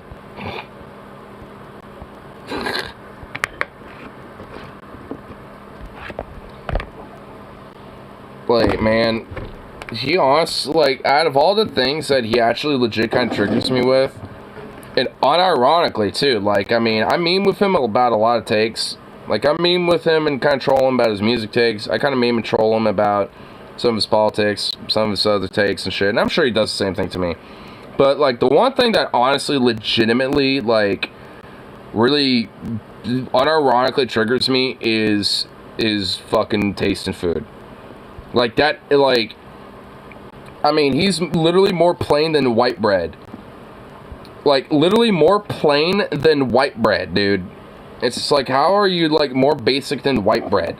Like, how's that, like, the most processed white bread possible? Like, how are you more, like, basic than that? We're trying to help you live past 40, bro. I mean, yeah, for real. It's like, oh, living good and, you know, and fast and stuff, bro, instead of, like, long and horrible. It's like, what? It's like, why not live long and good instead of, like, fast and, like, you know, or whatever the fuck. Like, you're like a gasoline fire that just goes out in 2 seconds. I mean, it's like, what the fuck? Like, huh? Like, I mean, what logic is this? I mean, it's like, oh my god, dude. It's, man. Like, no, it legit pissed me off too. I mean, that's what I mean. Like, I can get past, you know, his weird, like, you know, oh, humanity first thing, you know, and all this other shit. Because honestly, a lot of the times, he's just kind of, like, spitballing weird little takes, you know, basically to just, like, you know, stir thought. I feel like he's, you know, more trying to just stir a bunch of thoughts, you know, and shit, you know, for half of the things he says. But, like, man, every now and then, dude, holy shit. God, I will admit, he does kind of get in my grill every now and then about some takes. I mean, obviously there ain't nothing wrong with him on that. It's just like, bruh, how's your food diet so, like, I don't know, like, I really don't know how to describe it, frankly. Is he an average for Alabama, or do his contemporaries say, damn, he's bland? I don't know. I mean, I guess, yeah, I feel like, yeah, there should be a little more perspective of this, I feel like. Like, and you know what? I bet, you know, I guarantee you, like, dude, like, you gotta think about it. Like, you know, there's, like, collard greens, there's, like, the green beans, there's, you know, like, mashed potatoes and gravy. There's, like, all sorts of shit. Like, there's a lot of things that are, like, southern staples that he does not like. Mac and cheese. You know, like, you know, some good old, like, you know, biscuits, gravy, some eggs and bacon. Like, I mean, besides bacon, I mean, he ain't gonna eat any of that. Like, I mean, so there's a lot of, like, southern staples that overlap with a lot of, like, Alabama, you know, food and shit that a lot of people in Alabama are gonna eat that he would not eat. So, Yeah, honestly, you know what? Just kind of, you know, thinking about it, I guarantee you, dude, like, a lot of his contemporaries are like, damn, you bland-ass bitch. Basically us when he talks about food. Urge to kill. I'm not gonna go that far, but the urge to bitch slap a hoe is definitely rising. Instead of kill, replace it with the bitch slap a hoe. A person who isn't flat fucking broke just sits around eating saltines.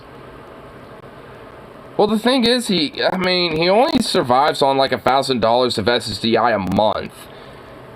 But, I mean, the thing is, we all kind of know him enough. He is kind of impulsive about shit. He could legitimately, you know, like, save a little, you know, at least, even just a little bit more money than, you know, like, he frankly kind of lets out of the bait a little bit, especially when it comes to a lot of impulsive game buying and shit. EBT, food stamps? I don't think so. At least I don't think he does directly. I think it's just SSDI. I get EBT, but I also got an income where I get like $1,500 something a month, give or take.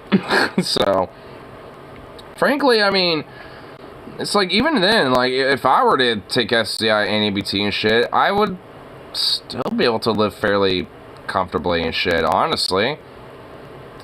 I mean, it would be more of a monthly income basis, but I could still fucking do it. It'd basically be like the last week of the month, you know, every month that would basically just be shit, you know, but instead of like, you know, maybe the last day or two of the week being shit. You know, so, I mean, you know, I guess it'd be like a little give and take, but, you know, whatever. I'm more than capable of being able to work, so whatever, I'm willing to do it. Enough.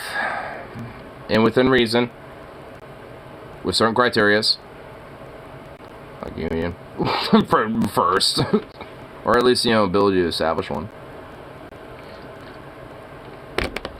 If it's him and his mom, they could share a card. Yeah, and that's what I do. I don't have one directly in my name. It's under my family, you know, like, between my parents, and I use it every now and then. Honestly, I don't use it that often. In fact, honestly, the only time I really use it is, like, basically those last couple days of the week where I'm like, hey, I got like $30 left, you know, for my last paycheck because I put some in my account and blah blah. So, you know, I realize I'm a little low on bud. Probably want to use that for, you know, to get a little re-up. So I'll use the EBT to grab, you know, some food for the next day or two until I get my next paycheck. I mean, so, you know, it's like I don't really use it often outside of maybe like once or twice, you know, in a week, and even then, that's like a if that. And also, I could qualify to get EBT and food stamps, you know, on my own. You know, like I could get one under my own name. And actually, I mean, it probably would be even better, you know, in a sense, because, like, I can use that and also save a lot more money. And plus, you know, my parents can just use their EBT and not have me borrow, like, maybe $30 a month or something from it. Well, not really borrow, but, you know, use $30 out of that because I got my own, and it would probably be at least 120 some bucks. I think like the minimal, you know, is 135 or 120, something like that. Which for me, honestly, would be fine. You know, especially with my income, like I'd be okay with that. I could easily make that last. In fact, I'd probably have a surplus, you know, for the next month.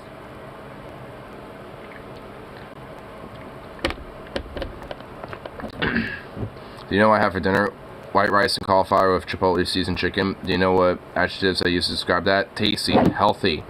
I'll never be able to go to the store and shop for food. Dude, you know, like, I feel you, man.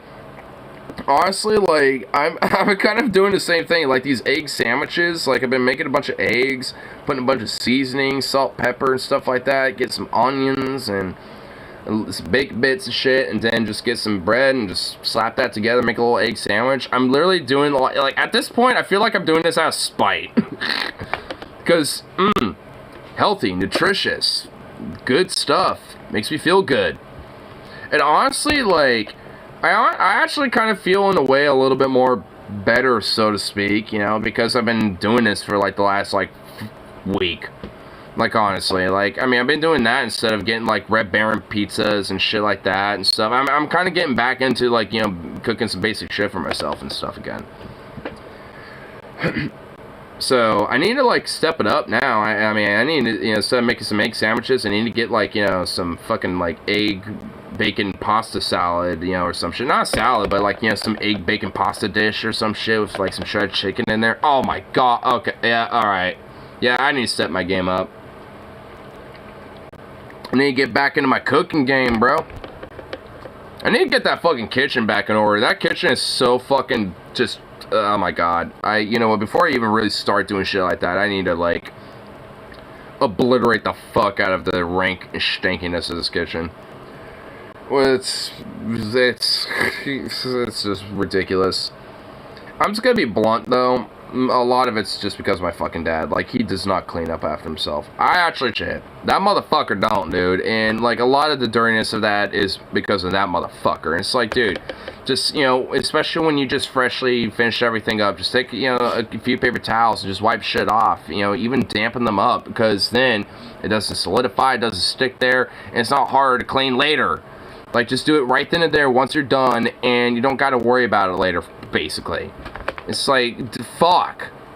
I don't want to get on the gripe about him, because, he's actually been alright, for the most part, but it's like, him and I are, I'm gonna talk to him, it's like, okay, on one of our days off, you and I don't give a fuck what you're doing, putting that shit aside, we're going on that kitchen, we're knocking that fucker out, because, my god, I'm sick of this shit being in disarray. When we get eggs, I'll forget about them in the fridge, but then I know it's the expiration day one day. We'll spend next week consuming them. Yeah, I feel that. I mean, because honestly, it's been kind of the same thing for me sometimes. I mean, because honestly, it's been lately where I'm starting to get on the kick where even my dad's like, hey, quit eating all the eggs. So now I'm starting to buy, like, a bunch of eggs on 2. So now we have, like, 24 cartons of eggs. Like, 24, well, not, okay, oh my god, 24 cartons. But, 24, like, or so eggs in there at this point. There's actually, I don't know if I'm gonna, like, get that or not. Probably will. I'll probably eat those suckers.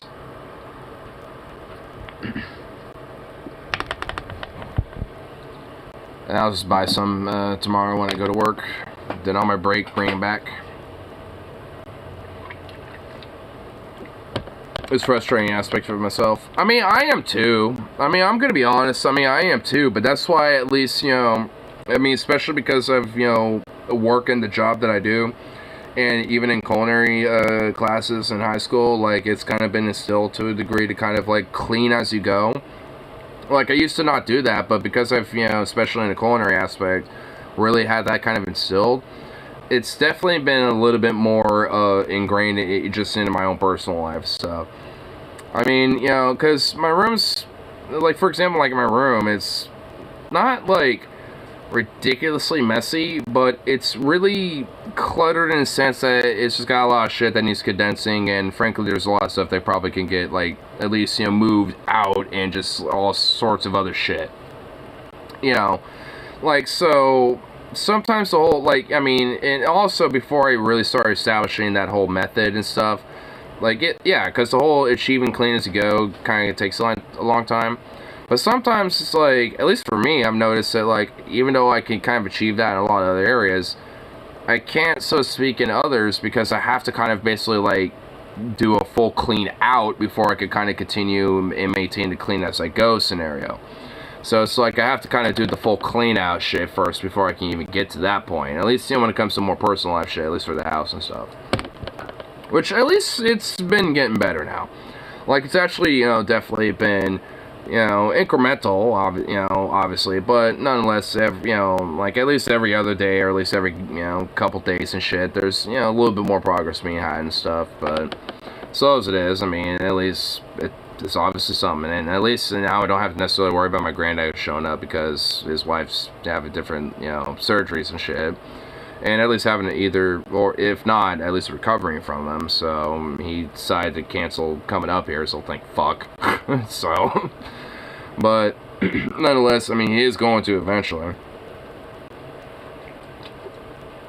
so, but at least it gives us a lot more time, and plus if, my potential next roommate is able to actually be a roommate, I mean, he's definitely kind of an OCD clean freak too. So if like him and I tag teamed like an entire room, holy shit, I know that would be like, I could guarantee you like a room would be done within like at most like a day and a half. You know, it's like knowing him, because at least at work, him and I were like the major clean freaks who would do a lot of fucking deep cleaning. And now I'm pretty much like the main one outside of like one other person that does that shit in my work now. And I mean, supposedly today was when Ecolabs was supposed to show up. Well, they didn't, of course, typical.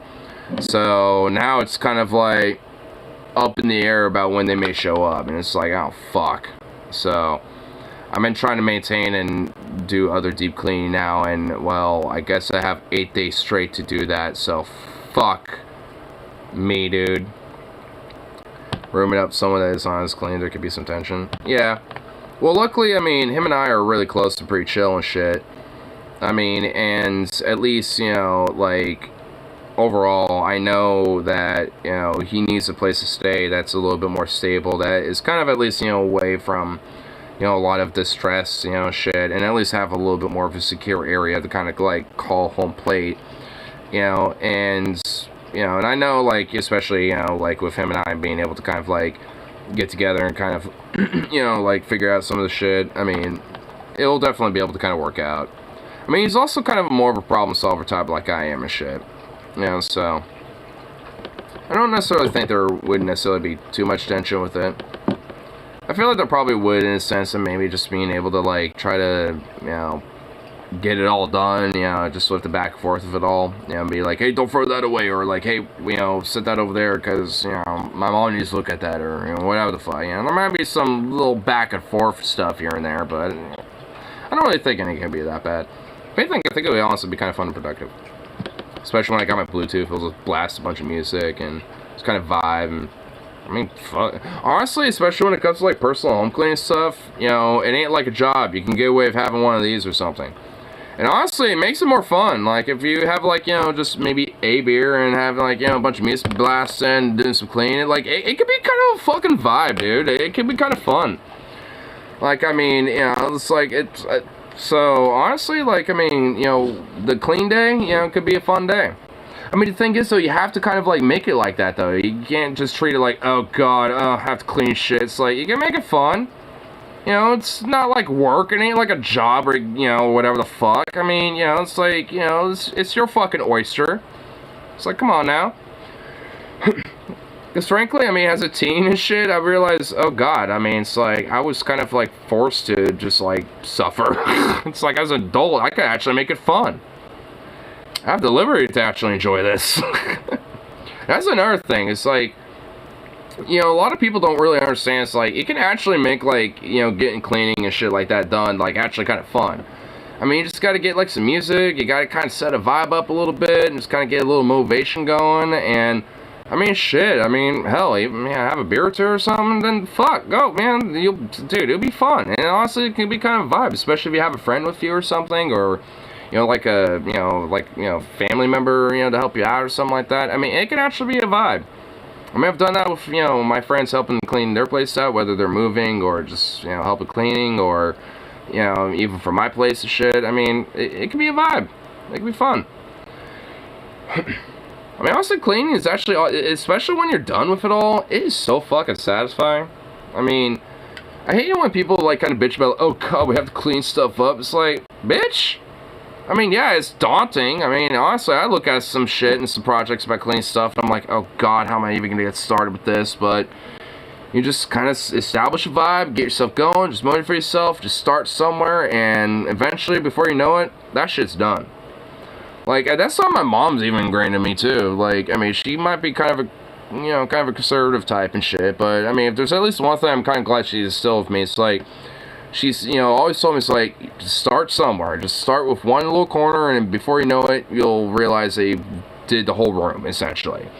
I mean, that's kind of how you have to do it sometimes. You just have to start with one little spot, you know, get yourself motivated, get yourself in the vibe, start one corner, and before you know it, the whole shit's done, basically. I mean, maybe not the whole shit, but, you know, before you know it, you made a fuckload of progress, nonetheless. And that's what really counts. And once you realize that and you look back and be like, oh shit, look at the progress I made. I mean, that type of shit is fucking satisfying. And honestly, like, sometimes, like, those type of little W's is all you really need for a day. Oh my god, Gravity, what the fuck? I turned my Bluetooth back on again, and Gravity wants to start having all this shit go avalanche mode. Okay. That can go over there. Nice. That was a good shot. You can sit back right there. You can go in my recycling bag right here. Same with you. Lol. I literally just tried to turn this on and like avalanche happened. I mean, for the go for the gold. I mean, dude, yeah. I mean, yeah. Hey, you know, it's like I realize actually sometimes I overthink about trying to get a can in there, and that's what I miss. I just have to wing that shit. I just have to kind of look, eyeball it, just like go for it, because I hit those way more than not. Like that bit, you know, here. Let me take my coffee that I got this morning. Yeah. 3-pointer. No, 6-pointer. Got 2 in a row. Hell yeah. Oh, the empty one's over there. Oh, well, I would do 3 for 3, but that's way over there. I don't want to try to grab it. It's one of those fucking vitamin waters freak me out. 3-point line, baby. Hell yeah. It's all in the... Also, a little trick is you gotta kind of like look at where you want to aim at. So, yeah. That's like another thing too. Like, as I, back at least in PE, like back in high school, I can't believe I'm remembering this, holy shit. But, like, I remember something that my... at least the coach at the time taught me. It was like, hey, you know, because it was like one of the little like units in PE, which they're not really units, they're just basically like a month or so or less, give or take, about like, you know, playing the sport and learning about it a little bit. And at that point, it was basically you know, basketball essentially, and it's just like, whoop, you know, it's like, and I would try to hit, you know, try to throw, you know, the balls up there. Like, the technique, so to speak, at this point wasn't really necessarily bad, but they would notice I keep fucking missing, you know, the hoop and shit. And they're like, hey, are you looking at the hoop, or are you looking at the ball? What are you looking at? And I'm just like, I'm just kind of like looking here, and then, you know, looking at the ball as to throw it up there, and they're just like, don't do that. It's like, look at the hoop and look specifically at what you want to, you know, shoot for, and you'll realize you'll actually hit a little bit more closer to what you're trying to throw at. And I started doing that, and I mean, I didn't, you know, get shots right away, but they were a lot more closer, and I actually did make a lot more, you know, after that. And I was like, oh, and kind of hit, and I went, oh, okay, you know. So, you know, it's just kind of like, you know, one of those little things. I guess it makes me angry because I see someone gain more money than me, wasting all on the most healthy shit. Should get, you know, you want some candy or something once in a while, or fast food, but god fuck damn. It's, but is he actually, I mean, he's, you know, even on SCI, does he actually get more than you? Really? And yet he, I mean, it's like, and you're able to, like, I mean, you both live in the South, so it's like, you're able to find, not much, but a little. So pretty much about equivocal. And you're able to find alternatives that are at least somewhat healthy and shit, and he can't? Well, dude, like, I mean, it's not like he can't. I mean, that's the problem a little bit. I don't know, Alabama cost of living. Well, I mean, at least, I mean, he's not going to be living there any much longer, but at least from what he's described, I mean, it's like a tiny-ass little town that, you know, the closest grocery store is like a 5-mile distance or some shit, which I might feel like is a little hyperbolic on his part, but I'll take his word for it. And all in all, it's just like, I mean, even if that is the case, like, what, it's not like fresh produce or any of that type of stuff, but don't like it though, so I ain't gonna fucking even glance at it. It's like, is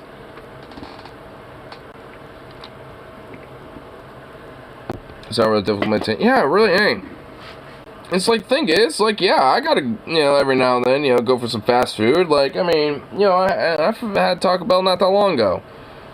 Like, I mean, every now and then I'll, like, just have ramen or just have a Red Baron pizza or some shit like that.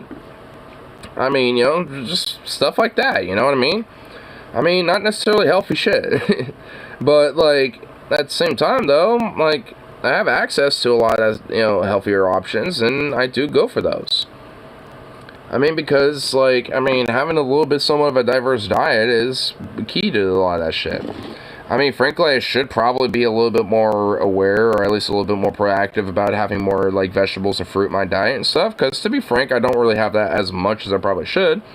But at least I still have that stuff, because I like that shit. I don't like all fruits and veggies. I mean, frankly, I probably like, like, less veggies than I, like, do hate them, honestly. I mean, I don't really like a lot of veggies, or like most veggies, but I do like, decent amount of veggies, though. But it's just like, nonetheless, though, it's just like, if I'm able to find means for it, for someone that's also a picky eater, too, by the way, like, I'm a picky eater, too. I mean, and for him, it's like, from my understanding, he says it's like a texture thing. It's like, well, a lot of it is a texture thing for me too. If I want vegetable you kind of like or actually like. For me, carrots, well, celery, and fucking what else? Onions. Oh, love onions. Beets. Oh, dude, beets fucking suck. I mean, beets are actually okay. They're honestly not good on their own. Radishes. Oh, I love radishes. Oh, dude. Put a little salt on a radish. Oh, my. Oh, fuck yeah, dude. I used to have those in my, as a snack all the time, dude. Yeah, my dad used to have, like, some radishes he would grow, and he would pluck them and put a little salt on them, cut them up, and, dude, him and I would, like, eat those as, like, little snacks, dude. I love radishes. Dude, radishes are awesome. Spicy as fuck. Yeah, honestly, I think that's probably how I have a tolerance to a lot of spice, because growing up as a kid, I eat those a lot. So, I mean, dude, radishes are good. Those little red radishes, like, I mean, when, for some reason, like, eventually our, dad's red radish plant died off, we started buying them at the store, and, he eventually stopped doing that after a while, but, oh my god. Honestly, I'm gonna have to start buying some radishes. I forget, or maybe I just repressed it, but this is Venom like tea. Honestly, I think I forgot to. Or I also repressed it. Because I do distinctly remember asking him about this. I think we asked him about it, but I don't know. Now I'm honestly...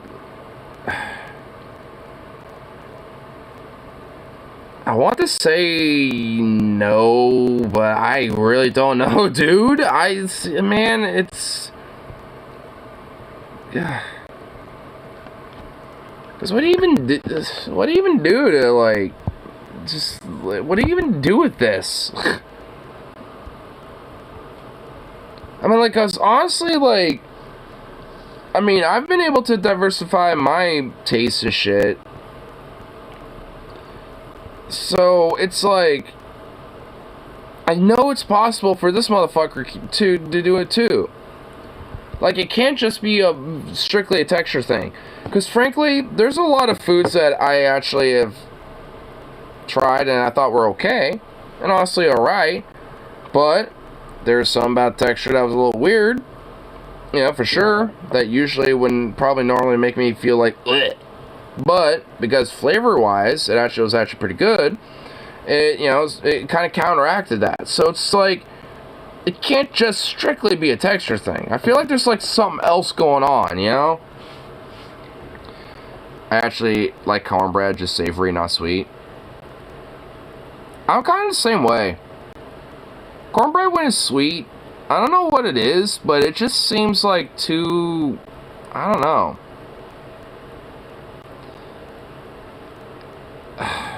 It's hard to explain, like, too much of, like, a bland cake in a way. But if it's savory though, I don't know, it just feels more flavorful that way. It's just honey butter delivery vehicle. A honey butter delivery vehicle? I mean, yeah, I mean, it pretty much is, I will admit that, but, you know, it's still good. But damn, is it good that way? Yeah. I mean, I will admit, I'm not the biggest cornbread fan, but I ain't gonna dog on it. I ain't gonna pass it up. My friend Harley is fucking obsessed with cornbread. He loves cornbread. And he says, like, the Safeway Bakery is the best cornbread that he's had. And it's like, fuck yeah, good. Better be. Fresh out of OMG. Oh, dude. Like, okay, like, I'm not even doing this as a flex or bias, but, like, a Safeway Bakery, especially if you get something that's fresh out of their ovens, oh my god, fire. That shit being fucking fire, dude. Like, I'm not even kidding. It don't even matter what it is. If it's like something fresh out of their oven, whether it's like donuts, the bread, especially those big fucking French bread loaves, or like, you know, those cornbreads, or whatever the hell. Like, if it's any of that shit, especially fresh out of the oven, like made like hours, you know, after being, you know, like put out on the shelf, oh, you're in for a fucking treat. You're in for a treat. At least for our, you know, bakery, because our, like, store bakery, like, I mean, I will see them, you know, put out those donuts, put out some different stuff, and I'll kind of go over there and be like, you know what, like, let me look at the breads, you know, let me look at the donuts a little bit. And I'll find, like, a nice, good, just fresh, plump, like, maple bar, and I'm just like, you know what, I'm gonna grab that sucker. And I see a nice, big, fluffy, you know, French bread loaf, and I'll grab that too, and oh my god, it's like the most satisfying thing ever, dude. Apparently there's a debate among the donut community whether or not cake donuts count as real donuts. I mean, do they take the foundation of a donut as, you know, like any other donut? But I mean, is it just, if Venom comes in here like hot take, biscuits are trash, oh my god. If Venom does that, I probably will break my phone. I'm not kidding. They're the best kind of donut. Dude, cake donuts are good.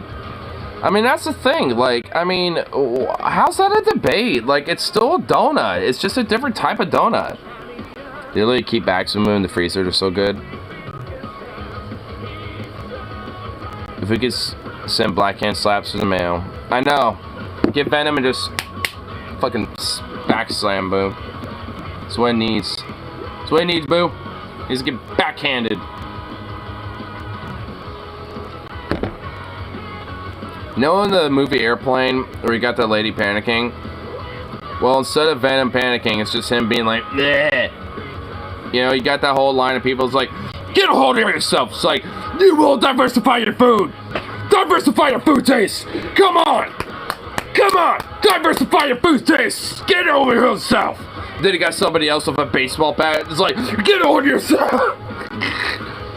And then you get the whole line, you're painting back in the line, and you just got a bunch of people with random fucking torture tools and weapons. I think there was like a nun with a paddle in there too in the line as well. Oh my god, dude, Airplane, Mel Brooks, dude, that movie was so fucking great. It's a good movie. Get over yourself!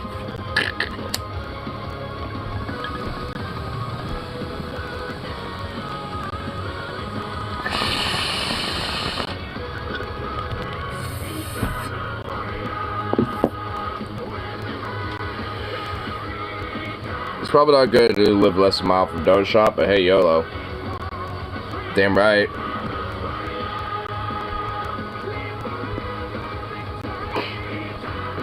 Cause yeah, I mean, I'm pretty much the same way.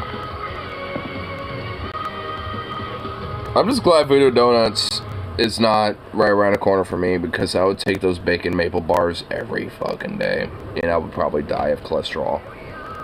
A cholesterol related ailment.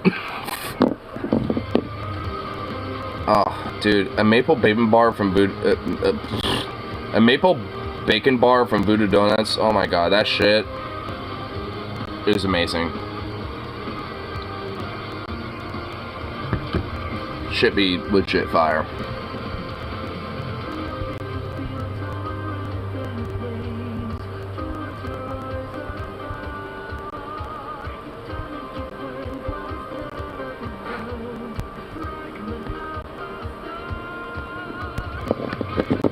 Yes, I've read it, at least like some chunks I've read it, done of their, at least Public Freakout done with their Blackout. Specifically, I don't really care about that. Place to go, you go in there and... Oh my god! Results from API usage bot audit. Oh my god. Wow, that's what they're doing as a way to, like, try to... they're just like, hey, just look at the results. Wait, Public Freakout still on Blackout? Okay. Oh, Portland ain't anymore. The Portland subreddit ain't. Oh my god, massive hack of the Oregon DMV system puts an estimated 3.5 million driver license and ID card info at risk, officials say. Well, good thing I didn't do this yet. Good thing I didn't get my new ID or like permit or anything yet. Oh my fucking god. Silver lining to procrastinating that. Jesus. I'm not even kidding. Dude, what? Wow, you know what? Wow, silver lining to me procrastinating. Like, I'm actually gonna eventually, like, get this shit dealt with, but, like, I mean, like, fuck, dude. I mean, wow, silver lining on that one.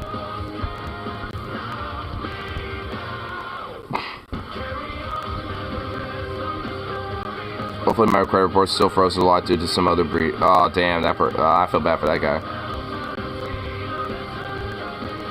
Total population 4.2 million people, 3.5 million. That's 83% of the state? Oh my, I didn't even think about that. Wait, so the Oregon DMV system, 3.5 million. Dude, that is most of the fucking state. Oh my god. That is most of the fucking state. Holy shit. What the fuck happened? What the fuck? Was this like a cyber attack or something? Like, honestly, like, what the fuck? How is it like, at least this guy broke the numbers down. Fat Dank Bull. I love your name. A total population of 4.2 million people, 3.5 million comes out to 83% of the state. Given that people under 16 can't even get a license, this feels like almost everyone in the system just got the info stolen. Oh, you know, that's right. Like, the entire state of the population of the state also considers youth, too. Oh my fucking god, this is basically like oh my god, dude, what the fuck happened? What the fuck, dude? Yo! This is only 4.25 mil in Oregon. Well, this is what this is from the article, though. I mean, well, at least from what that person was breaking down. This is the Oregon Light. Let's go to the article. Here, fuck the Reddit commenters. Let's go to the article itself. Cause, dude, what the fuck? If this is real and true, hey, fuck off with that. Don't be showing off my. Yeah, I don't want my. Don't dox me. Fucking Oregon Live. What the fuck, Oregon Live? Don't be doing that. Ah, fuck you! I don't want to subscribe, asshole. I just want to read the article. Oh my god, it literally refuses to. Oh wait, no, never mind. It's right here. Okay, we're good. Okay, here. Let's try to read before fucking something else pops up. Oregon driver, motor vehicle. Yeah, so, yeah, okay. Yeah, Oregon DMV. Confirmed Thursday. So today, estimated 3.5 million driver's licenses and identification cards were compromised when the agency was hacked 2 weeks ago. So this happened 2 weeks ago? spokesperson Michelle Goffrey said Thursday that the agency realized on Monday, 4 days ago, that the breach had extended to 90% of the licenses and ID card files. DMV took nearly a day to respond. The agency planned to wait until Friday to go public because officials are still preparing agency employees for how to respond to Oregonians' questions and concerns. No fuck shit. What the fuck happened? What happened? Like, seriously, how in the fuck did this happen?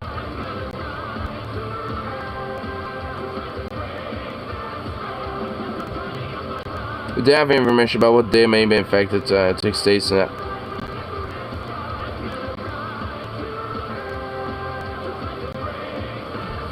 After the news organization inquiry, the Department of Transportation issued a press release saying the agency was among many organizations affected by a breach as a result of a global hack of data transfer software MoveIt transfer. What? Huh?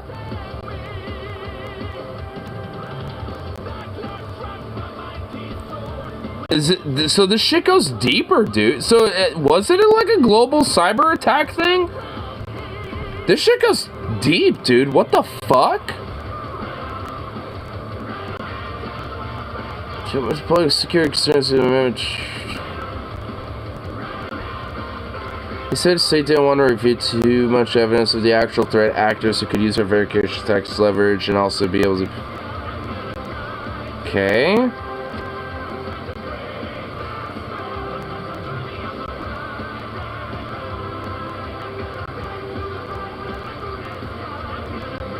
Just, well, you know what? Yeah, I'm kind of glad I have procrastinated about getting a permit and my ID again, because, and I'm glad my ID is gonna expire anyway. So it's just like, dude, what the fuck, man? Dude, honestly, what the fuck? Like, you know what? All right, you know what? Hold on. Where was that MoveIt thing? Right? Yeah, right here.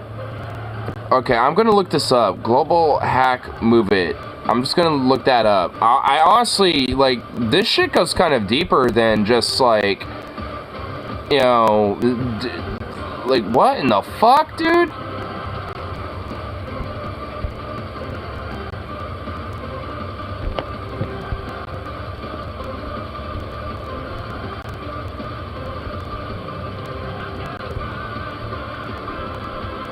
Here, let's see. What do we get? Yeah, news. U.S. government agencies hit in global cyber... So it was a cyber attack. So there was a cyber attack that happened. U.S. Energy Department, other agencies hit in global hacking spree. Data breach impacts 3.5 million organ ID drivers. Like, okay, so there's even other articles that are confirming the 3.5 million organ ID thing. Dude, what the fuck, bro? What the fuck, dude? Several U.S. federal departments hit by MoveIt hack. U.S. government agencies by MoveIt hack. Yeah. And, yo, there's a lot of different things specifically about Oregon, too. Oregon Department of Transportation data access as part of global hack. U.S. government slam. Breaking news about like a Canadian outlet. Like, and there's another Oregon one. I mean, yeah, the Oregon got specifically kind of hit with this.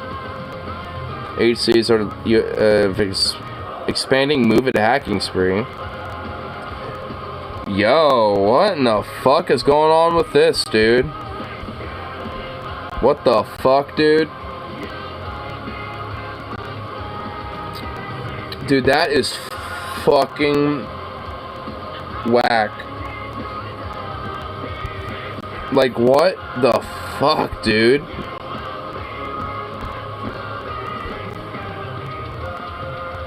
Here, I mean, I guess I'll look at the CNN article, the top one. Because this actually has me legitimately intrigued. Because, like, what the fuck, dude? Yo, CNN, upload your, like, can you post your thing? Are you gonna do that?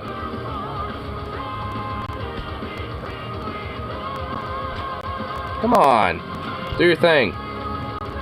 Nuts. That's what I'm saying. And for some reason, seeing... Oh, wait, no, it just finally loaded up.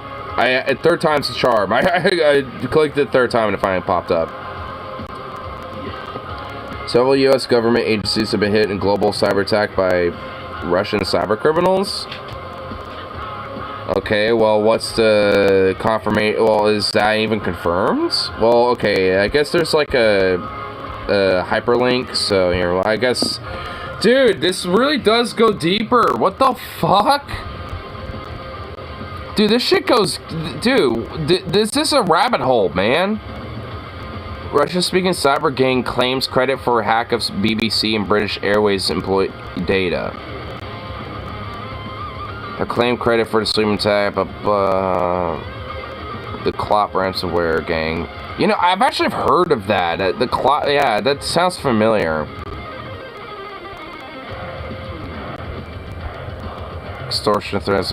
Okay, well, alright. So yeah, right. So I guess that's at least, you know, the broader confirmation. So they were the ones who claim it.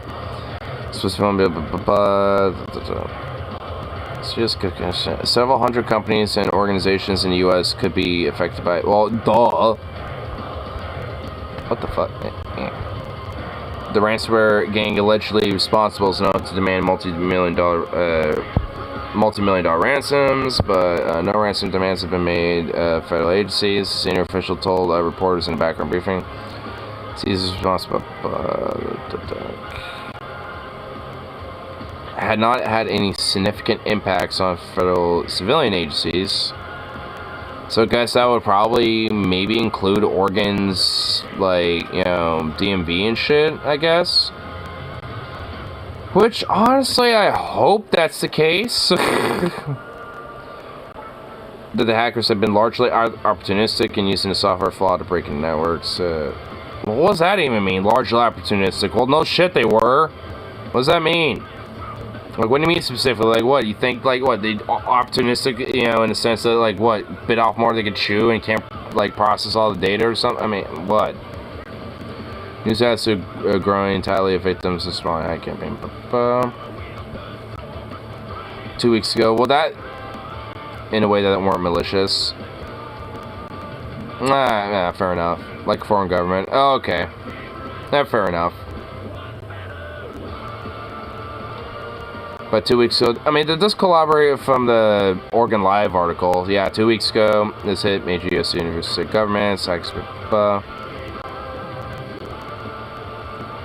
Use software known as Move It. Okay, so yeah. Okay, so now this is kind of where I meant targeted. Yeah. Well, no, I know what you meant. But at least, you know, from what it looks like here. So, alright. So basically, so all of this was due to a broader cyber attack and shit. And, like, Oregon's DMV got hit, which basically means, like, pretty much fucking goddamn everybody, you know, it was impacted by it. You know, who has, like, information on that pretty much isn't a youth. But the malicious part, we can only speculate. Yeah, I mean, I don't know, like, yeah, because I've only heard of this cyber organization a few times, because they have done this, you know, like, because I'm assuming they've done this shit before. It's for sale on the dark web, yep, which is fucking, it's kind of freaky to think about, or at least is very likely to. Because it sounded like, you know, they had a date set up and be like, hey, if you don't pay off the ransom or this and that, you know, on a certain date, then that means, you know, we'll release that shit. So, I mean, it's just like, yeah, there's literally a coin toss chance where your shit's probably, you know, on the dark web and stuff. It's like, what the fuck? And that includes mine, too. Like, Jesus Christ. And honestly, I mean, I mean, this probably means it's like this for other states. I mean, Oregon can't be the only one impacted by this.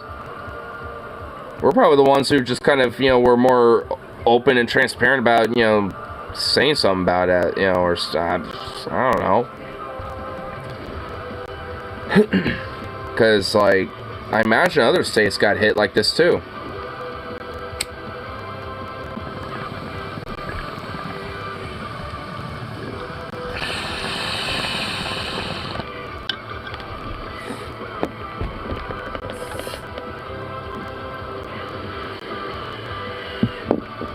something like to support them, might be like or negotiate a ransom. Yeah. Which is why I say it's kind of maybe, like kind of a coin toss chance. Because even though like some of this information is public, I mean, about what's going on, doesn't really necessarily mean that like it is out there on dark web. But I mean, it's like that's just being optimistic though, especially considering how like this type of shit is really can be a major risk for a lot of people, especially if you think about like elderly folks and shit. I mean, how they always get susceptible towards different scams and shit too anyway. I mean, because it's just gonna be even more easier for like people like that to get exploited and stuff. And oh my god, man, we're probably gonna hear about different cases about like scams and fraudulent claims and shit being kind of spiked, at least in Oregon probably.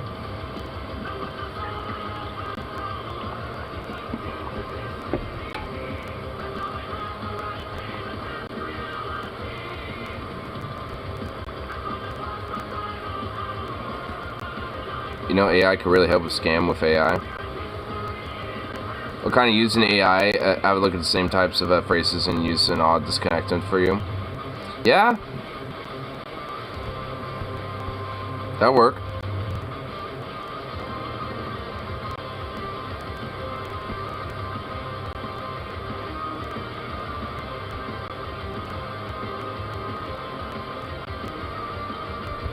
Wait, what? Is this it? Whoa, hold on. Is this real? Pat Sajak, the host of Wheel of Fortune, is also a racist and is anti-LGBT, announced his retirement. Here he is with his new co-host, Pat Sajak of Vienna, White Power. Wait, is this real, or is that just like some other random fuck that just happens to look like Pat Sajak? Please tell me that ain't actually Pat from Wheel of Fortune. Please tell me that actually it's not him. If that is him, oh my fucking god. Vienna White Power? Vienna White Power dudes. Please tell me that really, is that really honestly him? Oh my god, he looks like him. Don't tell me it's him, dude. Oh my god, if it's him. Oh no. Oh no. Oh my god. I swear to god, dude.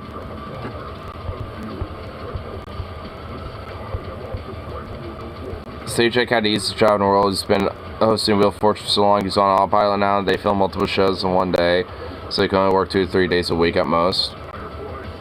He says so easy for so long. He's probably wondering why everyone else is a lazy fuck who doesn't know how to save money. Damn. They do 6 shows a day? Jesus.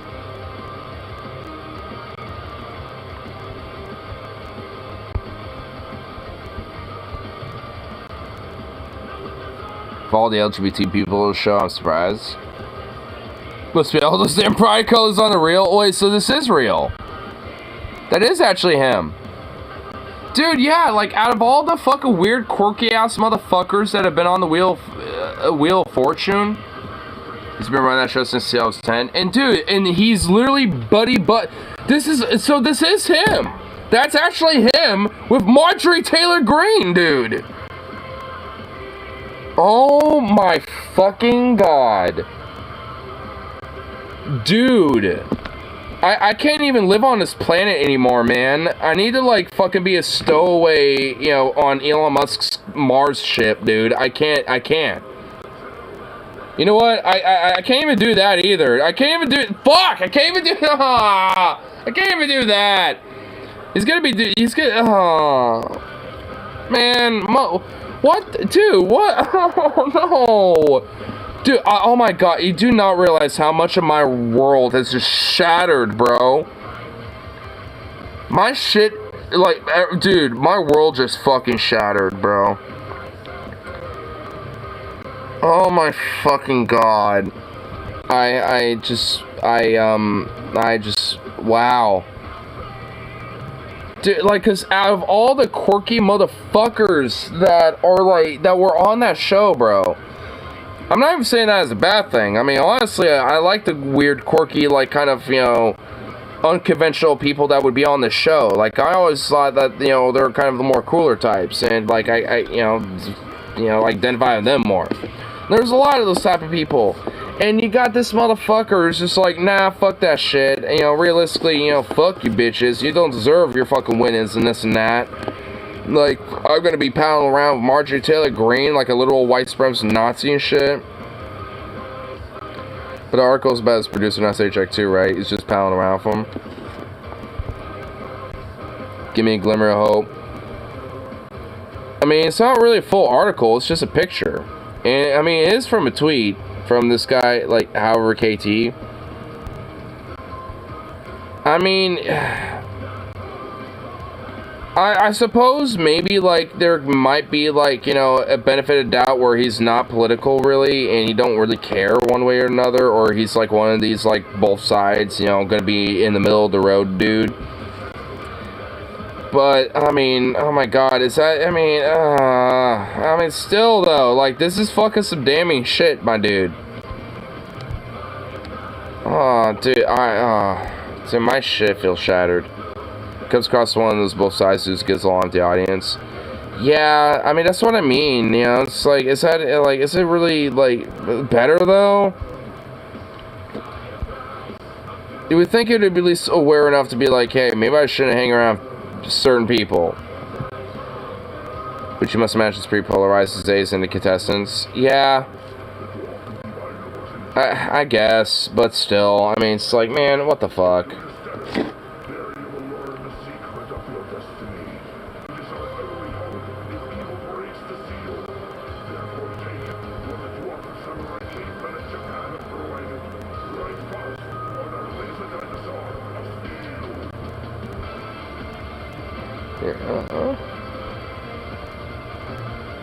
See what other little things are on this on the Reddits. Doesn't seem like there is much, obviously, because there's a lot of blackouts going on. But there's still a few things, but not a lot. Wait, hold on, I found something. Not even sure if this is supposed to be from my... Wait, not even sure what this is supposed to be from my uncle. Uh-oh. Lol, I bet if more people of color had guns, conservatives would support gun control. Well, you know what? That actually is unironically fucking true, though. Sweet gun, wanna go shooting? Hell yeah, brother. No, you're supposed to be racist.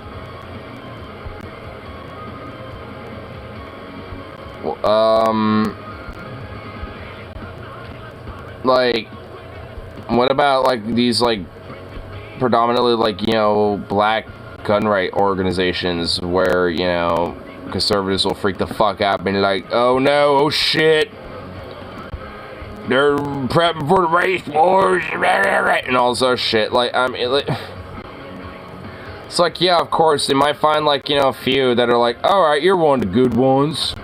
Yeah, of course. I mean, it's like, I mean, it's, fuck, I even follow a few of them. There's, like, one of them on YouTube, it does a bunch of shorts called Black Rambo, and yeah, of course, a bunch of those, like, conservative Second Amendment fuckwads, you know, are all up in that shit. I mean, so it's like, I mean, yeah, of course, they're gonna always, you know, like, lump to the exceptional few and shit, but predominantly, if you really, like, you know, come push shove, yeah, they're going to fucking support gun control against, you know, black folk and other marginalized people that they don't like. Unless there's, like, a very super uber duper strong qualification process to show that they're a good one. Like, give me a break. Oh my fucking god. What a meme. Well, an ironic meme.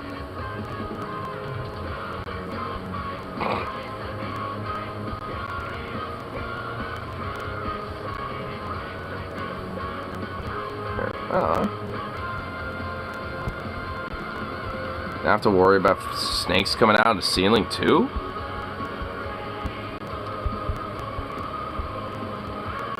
Oh shit, there is a snake. Whoa. Oh yeah, their headlamp is kind of bursted and the snake came out of that. Oh! Oh shit! Oh! Dude, that fan yeeted the snake right at them. Oh my fucking god. Dude, the cosmic astral universal plane of existence literally united and aligned and said, fuck this piece of shit for recording this snake. We're gonna yeet the snake right at them. Oh my god. Holy fucking shit, dude. Suddenly snack. Dude, suddenly snack, bro. I mean, even I like snakes, but even I would get scared. I'd be like, oh fuck, oh shit, run away. Oh, I bumped my, god damn it, bumped my goddamn Bluetooth.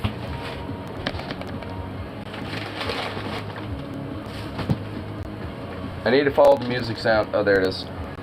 Follow the sound. I mean, that would legit kind of freak me out too, right off the bat. I'd be like, oh fuck, oh no.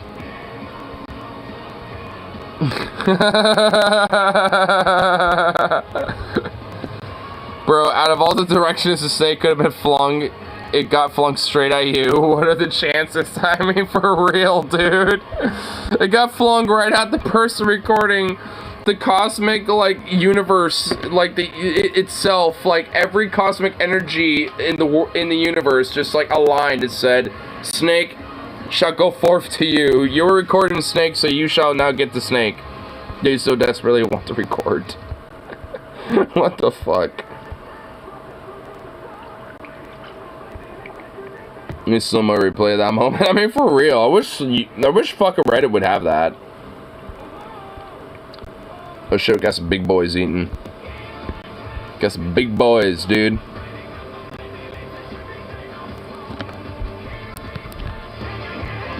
Oh wow. Oh wow.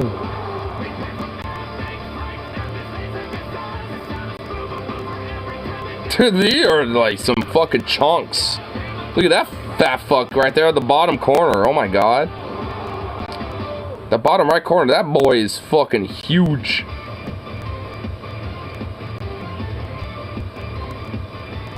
They're all synchronized when they started going after him right off the bat. That was funny. They got all synchronized.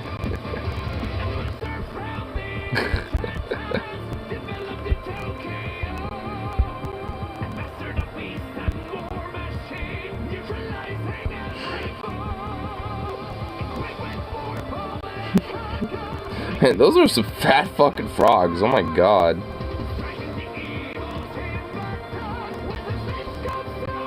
Nature's fucking lit. Have you seen a bald eager? A bald eager catch a fish and eat it in midair? A bald eagle. Flying dino.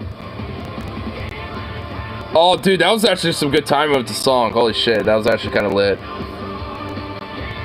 Dude, that is a majestic fucking bird.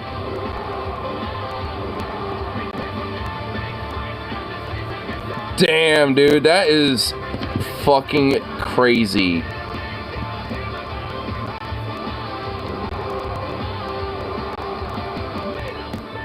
Damn, look at that bird, dude. And literally off to find another one. Oh my god, dude, that bird.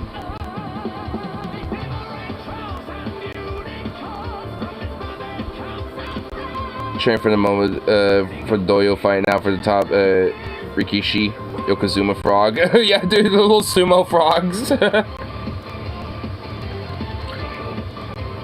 They just got like an epic warrior bird. Majestically. Dude, that was probably like one of the best fucking like videos I've seen of a bald eagle. That was fucking just insane. That was just damn. Bald eagles are just fucking great.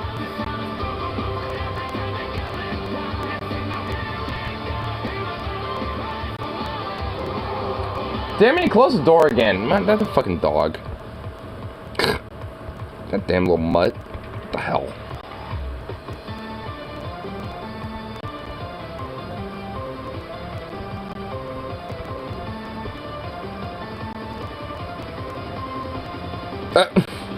Oddly infuriating. Don't play basketball, but yet disappeared in my front driveway. That would be a little annoying. But just move it out of the way. I mean, I guess it'll be like the neighborhood's community. I mean, you got big boulders on it. Just roll the boulders off, roll it off of your driveway, and just kind of move it down somewhere, like in between, you know, some houses, and there you go. Communal basketball hoop. I mean, I don't know. I mean, obviously someone wanted to abandon it and decided to leave it there for some reason. Like a dipshit, but hey, whatever. Or maybe someone's trolling them. Maybe they got like a neighbor that, you know, is not exactly fond of them and left it there. I feel like that was like a troll that a neighbor did, like somewhere down the street. I feel like there might be some context missing out of that one.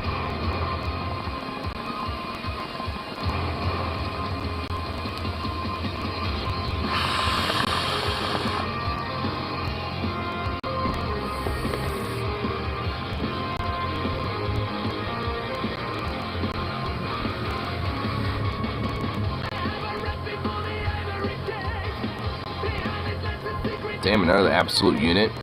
97-day-old Emperor Penguin. Oh my god. Look how huge it is. This is a big boy.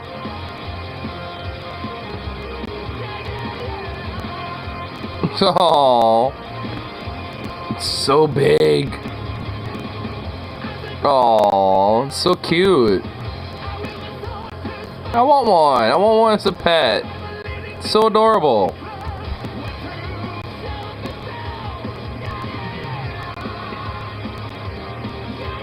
Chungus.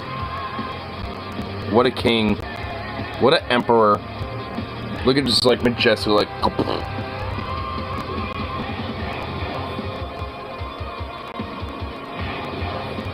So adorable. This big fat Chungus is adorable.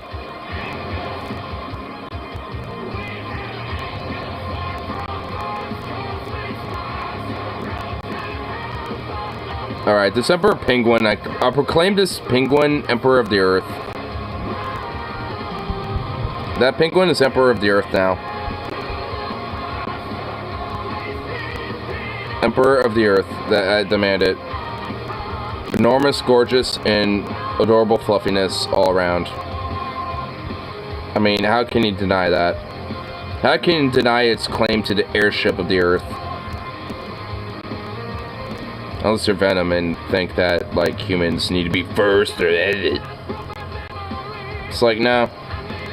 Those little fluff balls and adorable penguins need to be fucking Emperor of the Earth. This one needs to be happening.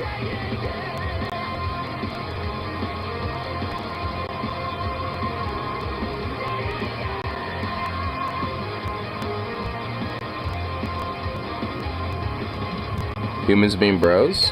Oh, I'm not even on this subreddit. It's a hopium subreddit. Coast Guard swims through heavy seas to airlift an injured German Shepherd that fell off a 300-foot cliff back to her family. Oh my god. Oh, poor little Sheppy. Oh my god, that poor baby. You go down there, human bro. You save that puppy. You save that sweet pup. You know what? Like, honestly, like, the Coast Guard does not get enough recognition. Like, I mean, they think, you know, like, a lot of people don't really, like, think of him as, like, oh my god, dude, holy shit, bro. He is just fucking waving for that shit. What a Chad, dude. Like, no one, like, a lot of people don't really give Coast Guard enough credit, honestly. Like, as a, like, they are technically a branch of the military, but, like, they're kind of, like, underrepresented, honestly. Like, they're actually, like, legit, like, some of the more respectable dudes out there. You never hear nothing wrong about the fucking, like, Coast Guard and shit, you know what I mean?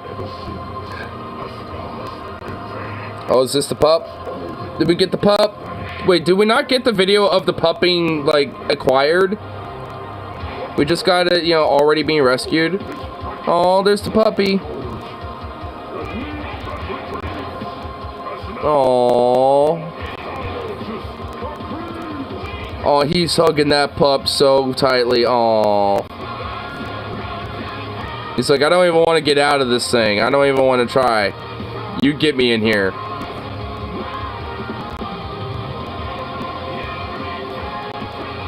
Oh.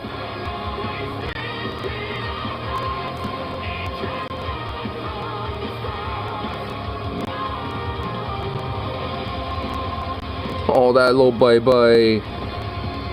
Oh. At least the pup is going to be all nice and good and safe and sound. That was some bro shit right there.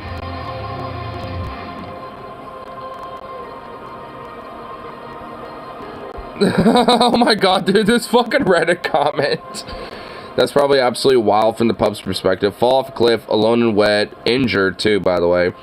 Monster emerges from the sea, pulled back out into the sky, into a helicopter, and oh hey, there's Dad. Too exhausted to even freak out about floating up to a helicopter, yeah. I mean, honestly, at that point, I'm sure the dog was like, I trust you enough to, you know, not kill me because you're not killing me already. You haven't done that yet, so obviously you must be friendly enough. I mean, you know, like, at a certain point, you know, that must be what's kind of going for the animal's minds. Like, you're not killing me. I'm injured in my most prime state, so, you know, it's like, yeah, I'm gonna trust you. Poor little man, poor pup fucking fell off 300 feet. At least it gives me assurance if my, you know, if I went hiking with my dog in some of these, like, you know, mountains in the gorge and shit, and he, like, fell a little bit. I mean, he probably might be okay, but, oh my god. I certainly would not want to, you know, have to be in that situation. Oh my god. But I mean, I would literally go down there myself. I would climb down that fucking cliff to, you know, rescue my pup. That's how I would fucking do that shit. It's like if I can't get the Ghost Guard to do it, I would literally climb down there myself, damn it.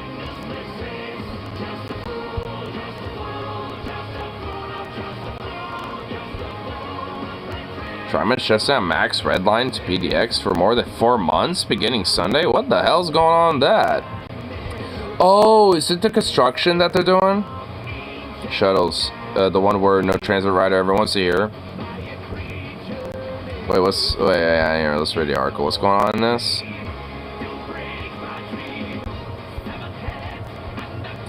Wait, hold on. I know it's gonna pop up some stuff, so I'll probably just do this. Yep, I knew it. Okay. Okay, I think it went. Alright. Plan to travel to, alright. China Mexico service from Gateway to PDX beginning Sunday, June 18th, and won't restore until as late as October 21 or 21st. Will be served by shuttle buses. Shuttles will use surface roads to ferry. Oh my god, are you kidding me? So, okay, so basically they're gonna use buses as an alternate version. Okay, so why though? So, wait, the face of a better red max extension reliability improvement project will include a complete remodel of the Portland International Airport Max Station and recreation of 2/3 mile long section track near PDX. Charman will also use their, so I guess it is a lot of that construction project that, you know, I'm kind of seeing a little bit. Let's travel along red line route. We'll use alternate bus. Okay, well, yeah, whatever. So I guess at least there's like some infrastructure that's, you know, being built to kind of revitalize some shit. At least something. I mean, it really isn't exactly what I would consider a top priority, but, you know, hey, something, I guess.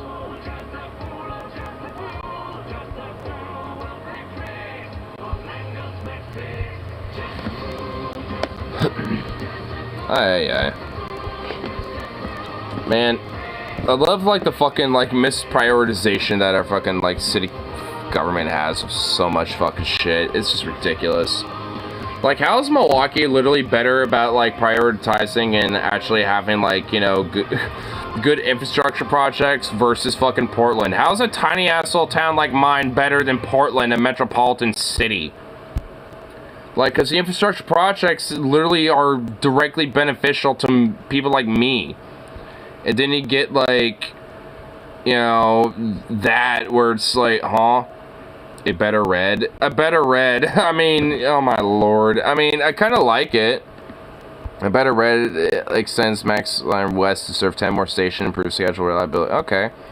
I mean, look, I'm not dogging on this whole thing in itself. I just, you know, considering, like, a lot of infrastructure slash, like, you know, moneyed projects that Portland could be investing in, this, yeah, at least in my opinion, this wouldn't necessarily be the most top priority. I mean, I'm not dogging on it either way. It's good. It's happening. It's something. But, because I have been seeing a lot of it, you know, like, off and on, you know, like over the past, like, year or two. So I guess they're starting to now finally complete it to where we're starting to get to a point where they can start transitioning a little bit. But part of that is now where we're getting this hiccup. And this is, you know, oh my god. Man, the traffic and all sorts of other shit. Oh my fucking god. I'm glad Furlandia happened already because, now, and at least as far as I'm aware, it's, you know, when it happens next year, it's going to be done and over with. So thank fuck I don't have to worry about that. You know, so at least for me, it's not that big of a concern, you know, outside of just the con. That's literally it. But it's nowhere near the date line or time frame, you know, around that. So I should be okay. In fact, actually, the travel experience going there would probably even be better. So, cool. Next time I go down there, I might have, like, a new max line to, you know, partake in. That might be fun.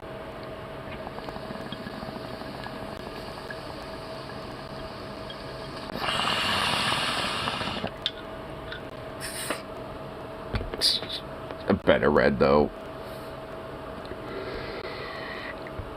Because, you know, better red than dead.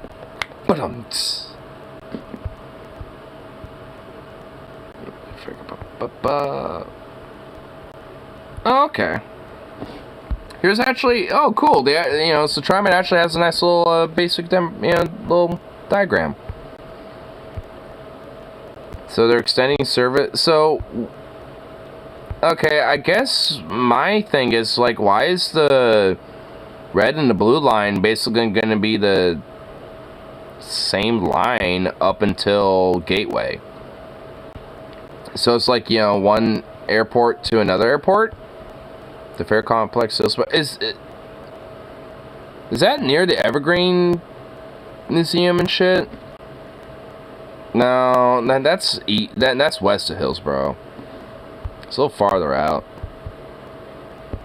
I wonder if they'll make a bus line over there. If they do that, that should be nice. Like a little express bus line to the Evergreen Museum or something. That'd be kind of cool. Does that even mean more trains with less time between available schedule times? I know, yeah, extending service? Yeah, like, that's... Yeah, I mean... What... Yeah, well, honestly, what does that mean? I get improved reliability, because, I mean, I saw what they kind of meant with this. Like, they're kind of restructuring some of the lines and make it more efficient and stuff like that. So, I mean, I know what they mean here. But, yeah, what the hell, like... What, they just retrofitting, like, this stretch of line so it can handle like the red and blue line? Like, it's, huh? Like, yeah, that is a little confusing. Does it say somewhere in the article? Oh wait, yeah, it does. It actually has the whole thing right here. Here, right, can remember. During the afternoon peak, blue line trains are full, while red line trains are generally only half full, suggesting that many riders need to travel farther west than Beaverton Transit Center. Okay. Okay, so here's their proposal. So they're just extending it.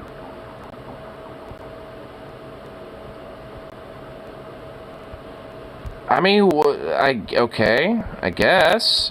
But why not just have, like, a more frequent blue line service? Like, you know, maybe okay. That's pretty much it. That's literally it. I mean, okay. I guess I get it, but why not just have more frequent blue line service? Now, at least in that area, I guess. Or maybe have, like, I don't know, maybe like a more, like a side rail that goes next to it that's like kind of like an express rail system or something. I don't fucking, I mean, I feel like there's a little bit better use of that. I don't know, but okay. I get the other aspects of the project, but that part just seems a little like, I don't know, it feels like there might be at least better alternatives to that. Because all it's doing is just extending the red line, that's it. I mean, so I don't really think that's necessarily going to solve the problem, though. I mean, maybe it might, but I don't necessarily think so. Because then those red line rails are going to be full as fuck too. I mean, I guess that means that the, you know, they're not as full because you got like the blue line not being as full because, you know, people are going to be able to use the red line too, I guess. But you're basically just like putting a lot of that on another, I don't know. It just doesn't seem like it is the most efficient way to address the issue. I guess maybe that's the only thing that the chuckle fucks at Triman were able to think of, I guess. I don't know. Doesn't necessarily seem like the idea I would necessarily propose. I feel like, you know, maybe having like a little side shuttle or some express rail thing next to it or something like that. I mean, I feel like that would be a little better.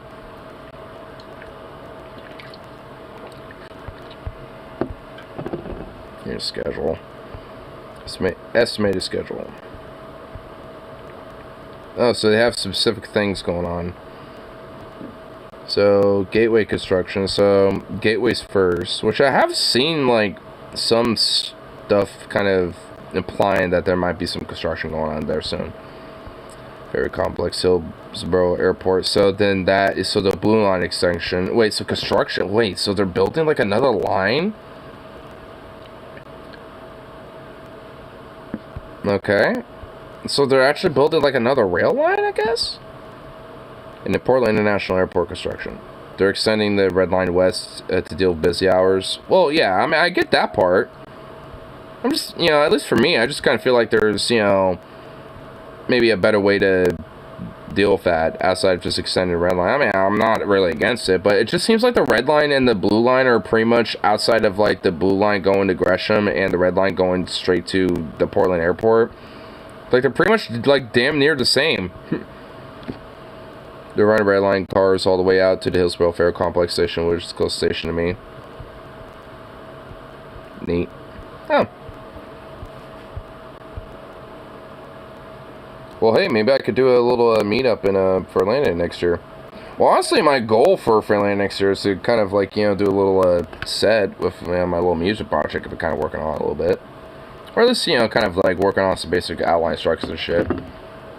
Oh, I was mentioning earlier to Rip earlier, but I mean, this kind of got a little start, at least with one song, with not necessarily the lyrics yet, but at least with like some of the introduction / like narration to the song. Because at least the one I started with so far is going to be kind of like near the end of the concept album EP idea that I got going on. So a lot of it's, at least for the first part of it, it's going to be some narration to establish, like, the lyrics and stuff like that. It's kind of going to be more narrative-based. At least with that song specifically, but...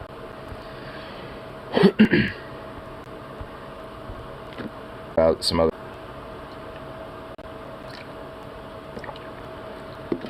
Mostly just because it is kind of like a Star Fox inspired type of thing. So, there's at least, you know, a few other... like Rock Saga kind of situation. Yeah, a little bit. like, you know, bands like Glory Hammer or like, you know, stuff like that, where pretty much like every album is pretty much like an entire story in itself. I'm kind of going ambitious and doing something like that. Because what kind of got me thinking about it was like, you know, because what, I mean, it's kind of a little tacky, honestly, but I mean, what initially inspired me is like, because at least for Lania's next theme for this coming year, that's for their next con, is going to be a space theme and shit. And I was like, you know, and I was thinking in my mind, it's like, I'm really heavily into Star Fox. You know, I'm on a Glory Hammer kick because, you know, they released their new album. I just went to their show and stuff, and also I'm just like a big power metalhead nerd anyway, and, you know how to, you know, kind of structure at least music in that way, at least to some extent. I mean, it's not exactly that hard. I mean, and I was like, you know, I've been wanting to at least try to, like, make, like, a little project of some sort anyway, and I was like, you know, and I was thinking, this is kind of a year of being ambitious and just saying, fucking do it. I was like, you know what, fuck it, let's just, like, you know, let's think of something. So I just kind of, you know, started thinking a little bit about, like, a concept I could kind of work with a little bit, especially with kind of, like, the idea I had in mind. And eventually, like, you know, I had a little bit of some themes and ideas, you know, thought out, and I was like, you know what, let me get a little notebook, or at least, you know, a fresh new notebook and shit, to kind of, like, start putting in some stuff in, and I've just been kind of, like, writing a few things. Like, this first page mainly just has different names for the project name idea, which I'm still gonna kind of, you know, fly around with different names ideas, but I think I probably have an idea about what I want to use it as. And then, you know, have at least a little bit of the premise and stuff, you know, kind of set up with these other couple pages, and at least to kind of create an outline for the concept itself. Which a part of it is going to be, you know, like, basically kind of like Star Fox fan service, but then, like, the latter half of it is going to be, you know, like, you know, more my own thing, so to speak, where I kind of use it as an establishment to kind of create a different, you know, kind of concept in itself. But using this as a way to kind of, like, establish some, so if it, I don't know, if it works out a little bit, or at least enough to where I can get, like, a couple songs put out or some shit. Because my friend that has, you know, recording studio and everything, he's actually kind of open to the idea, and even pitched a couple songs to do some covers of. Like, there was this one song by Clovenhoof that was actually really good, and he was saying, this actually would work pretty well for the idea you're thinking out, and I was listening to it earlier, and I was like, oh shit. I was like, dude, this actually would be fucking awesome. I mean, like, because Clovenhoof is like an old classic British heavy metal band, but very, like, proto power metal, and honestly, like, if did as a cover, I was thinking, it's like, ooh, there could be a few moments where some halftime could work. There's, like, some synths, you know, some shit that can work really well in the background for, like, a song like this. It's like, I was, like, thinking, ooh, this actually would fucking be really good. You know, so, like, I mean, you know, he seems pretty, kind of on board with it. It's just more about, like, as long as we can at least, you know, get our schedules, you know, work together, it actually could put, you know, there actually could be something, you know, put forth with it. So, and I'm genuinely, like, you know, committed to try, you know, at least, you know, push something out with it, so. If I can at least, you know, kind of keep him prodded with it a little bit, then, you know, maybe we can actually get our schedule set out. And at least so far with my days off right now, that seems like that is kind of the case a little bit. We just need to actually kind of solidify some time to get together about it.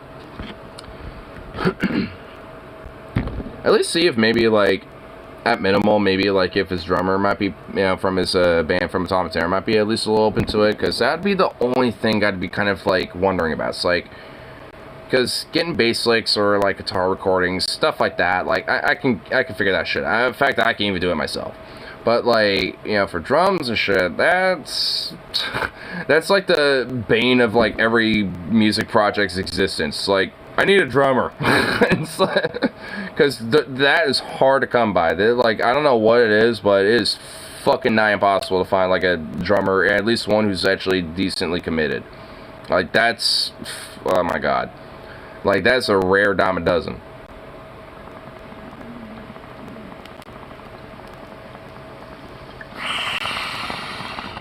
Super fucking easy to buy guitarists. Pretty competent by bassists or vocalists, especially. But drummers, I don't know what it is. Either they're out there but not exactly very committed, or they are committed, but they're very few far in between, and they're kind of niche.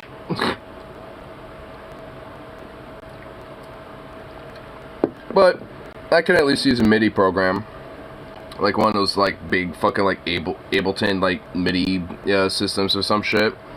Because I've honestly been wanting to get one of those at some point. Because I was messing around with those in college before, and I was like, you know, when I was messing around with those, I was like, these things are fucking amazing. And honestly, I did not realize like how like expansive I can like do different shit with. I was like, you know what, I need one of these. And I looked up how much they are, and they're pretty fucking expensive. So, I mean, but honestly, I need to like, you know, just get one of those bad boys, because like, you know, whether for drums or for like other synth EDM type of stuff, like I mean, it's pretty much like a staple at this point. So definitely something I need to get. I don't know if my friend Metal T does, because, you know, he's the buddy who's actually kind of open to the idea, because he's like a big power metal nerd too. So, especially when it comes to a little bit more of the intricate melodies and solos and stuff, I most certainly would want him to be involved with that, because I, at least guitar wise, can't really do that as well. I could have other shit, but not so much with that. It's also kind of why, you know, I hope he kind of gets on board with it a little bit, which which it seems like he is. Just because, especially for things like solos or like more intricate melodies and shit, he would be able to like handle that stuff a lot more in comparison to like more rhythmic stuff that I can do. So, I mean, it's more or less, you know, still in the crock pot, you know, in the sort of stages in the crock pot, but I mean, at the very minimal, if I can at least like get a couple songs done and shit, I'd feel like that would be a success.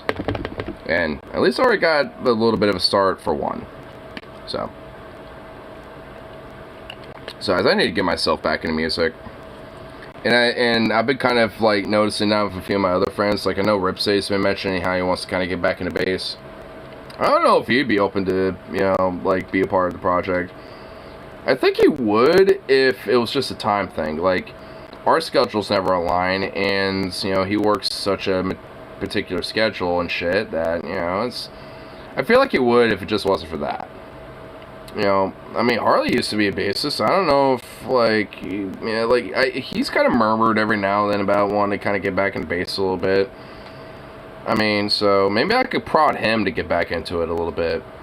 And honestly, I have an electric acoustic bass. I kind of need to invest in a full electric bass, you know, for like, you know, doing like some metal shit and stuff like that. And if I do, I want to get a 5-string. So, you know, maybe if I do that and get like a really nice like 5-string electric bass or some shit and kind of like flex on Harley a little bit, maybe that'll kind of, even for fun, that might kind of, you know, like put a log on their ass and be like, oh shit, Suzuki and the Ignar over here getting fucking, you know, like fancy with a little crazy bass and shit. It's like, yeah, damn right.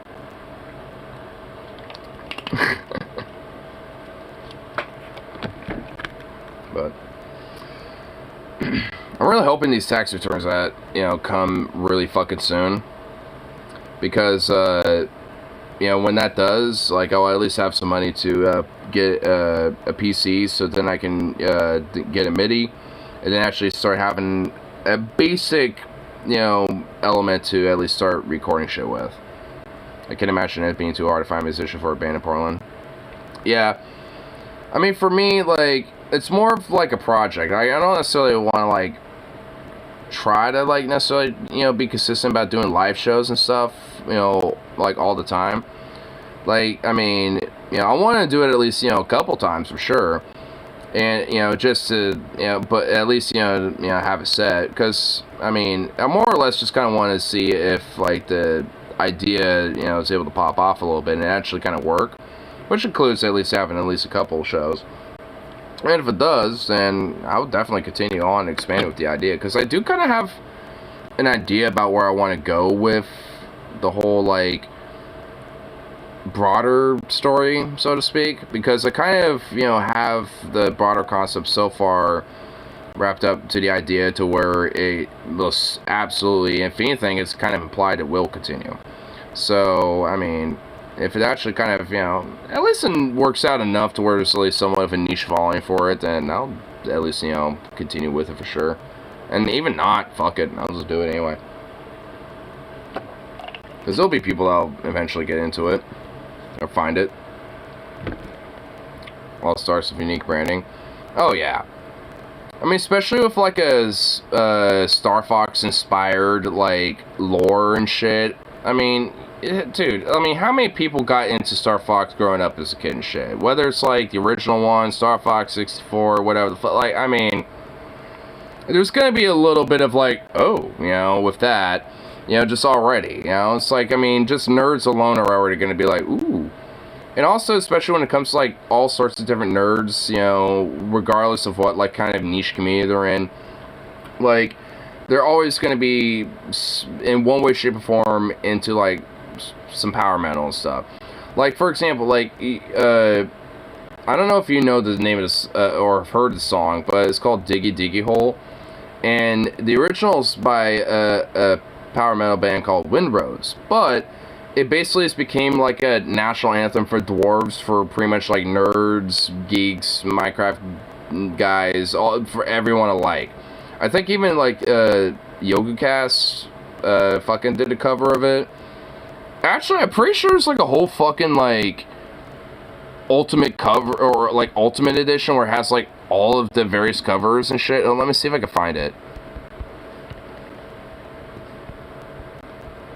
Oh yeah, here it is. Yeah, I found it already. Yeah, ultimate combo. But yeah, here's the original one with the music video. But here's the ultimate one.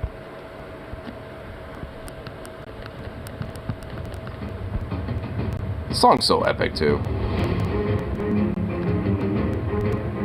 Ever heard of that one? Oh. Well, it starts off with Windrose.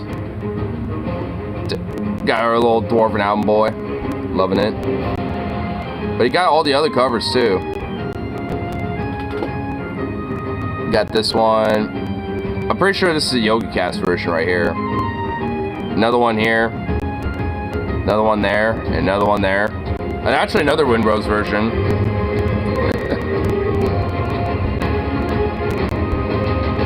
Now they're all starting to pop up.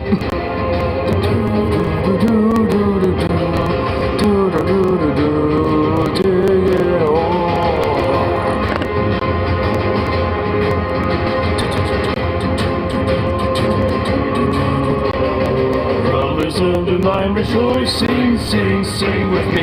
Raise your voice, sing, sing, sing with me. Down and down into the deep, running along beneath. Diamond surfing swords and more, David and the diamond sword. Born on the ground, from God until the stone. Raising the dark, thinking of the mountain home. Deep in the fire, tingling the stone. Dig a dig music, brothers gonna sing with me. This shit gets more bombastic as it goes on too. This is honestly probably the best version too. It's not as metal as the original Windrose version, but it's like a bombastic one where you just like are in a tavern with all the dwarves of all of the universes and the lore all together as one. Will not reach this low. In the mind, never seen the bloom and glow. Sun's hard to lie, feel the glass and down some knees. Stuff your belly, touch the feet. Stumble home and fall asleep. Dreaming in the mountain keep. Born on the ground, driving on the mountain tomb. Mountains are cradle, mountains of the river too.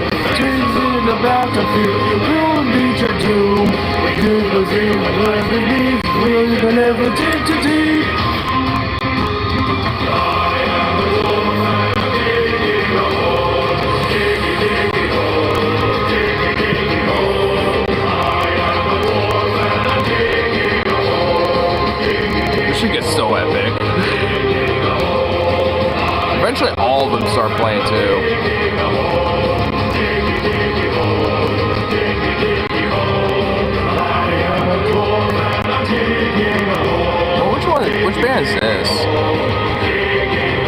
think it says which band it is. Well, I think it does, but it's in, like, runes. Ah. It's one of those bands where you have to, like, dig really deep, no pun intended, to find out what they are, because it's like, it's literally some hard to find name. Because it's hard to figure it out.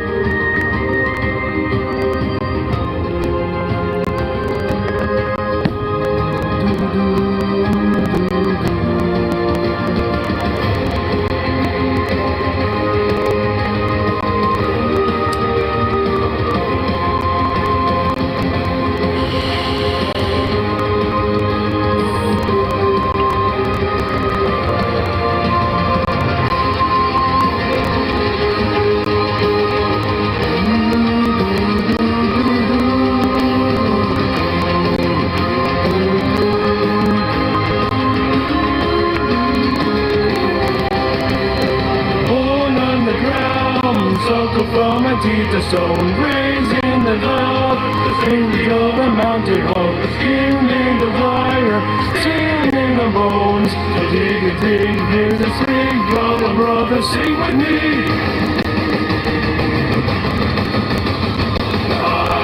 Hey, now all of them are playing. All the dwarves singing now.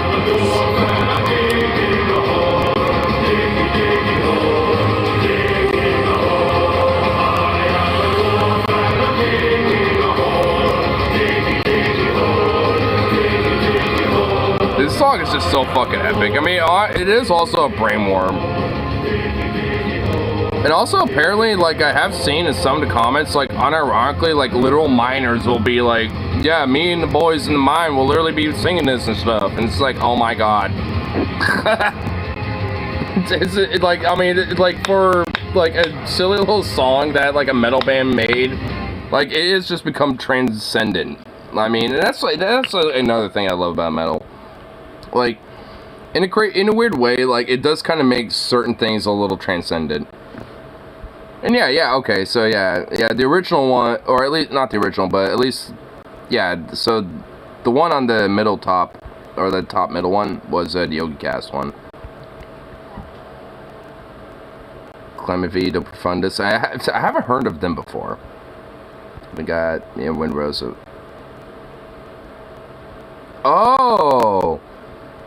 Oh, the cover. Oh, so that's why it was like, okay, so it was this guy.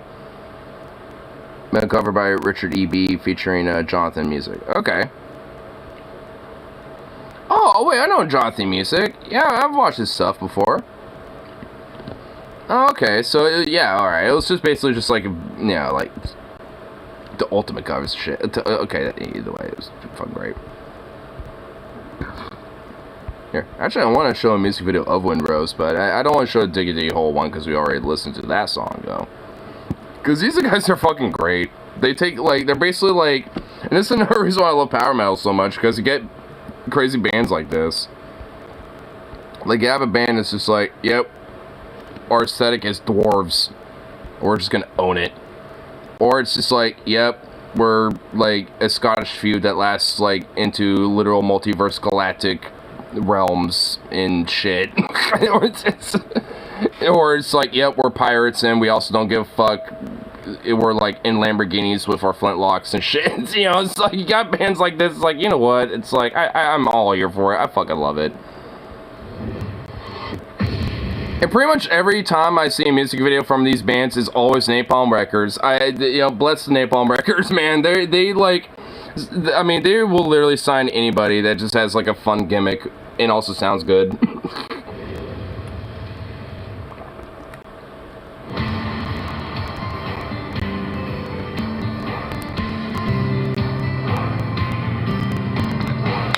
Here's that tavern that all the dwarfs are at.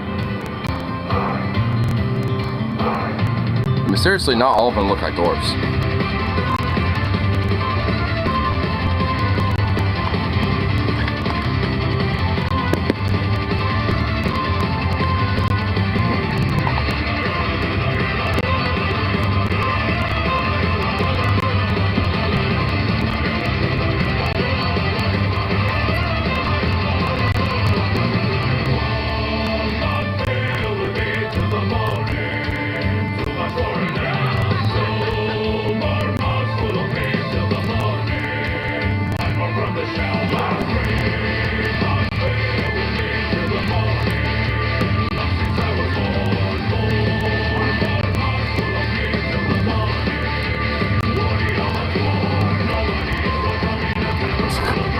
I love how cheesy the lyrics are. It's just so simple, but so great at the same time.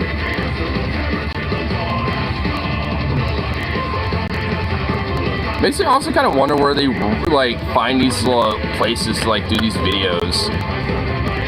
Because like, what European tavern is like this, and where can I go to it? And where can I spend like every night at this tavern? Because it exists. It exists somewhere. And I'm just assuming this is what happens at that tavern. I'm just assuming every night it's like this in some way, shape, or form.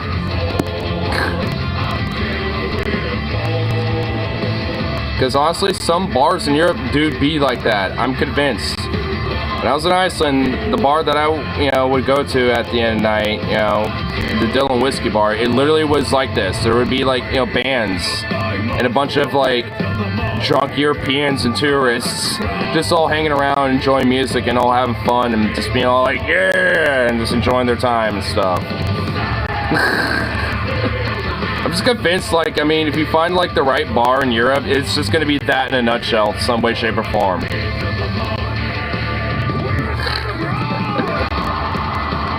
I mean, to be fair, if you find the right bar, no matter what, anywhere in the world, you'll find that shit, to be frank. I mean, I found some, bars here in Portland that are like this and shit. Is that old man just like fucking like smashing out in the pit? Did I just see that?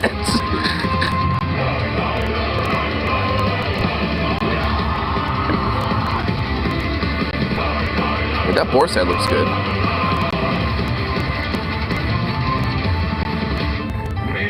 Looks like a tense mosh pit. I like it. Is this orc gonna try to get all up in this bar? I don't know if the dwarves are gonna like that.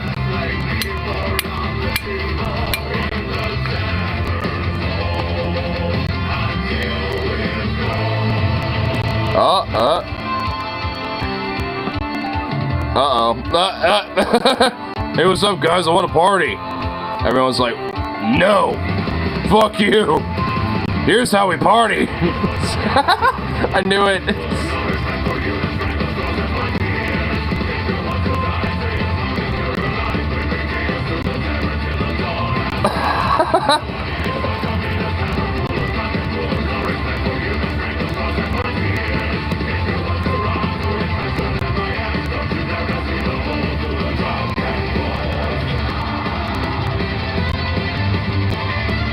Well, just note to self, don't fuck with drunken dwarves, especially if you're an orc.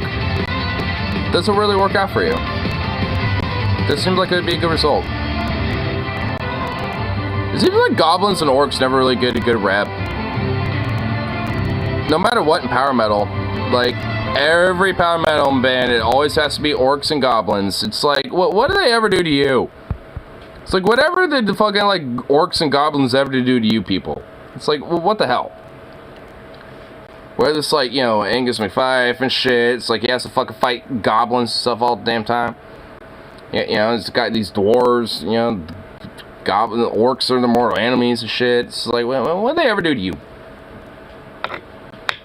Goblinism. Orcism. Just bad racism.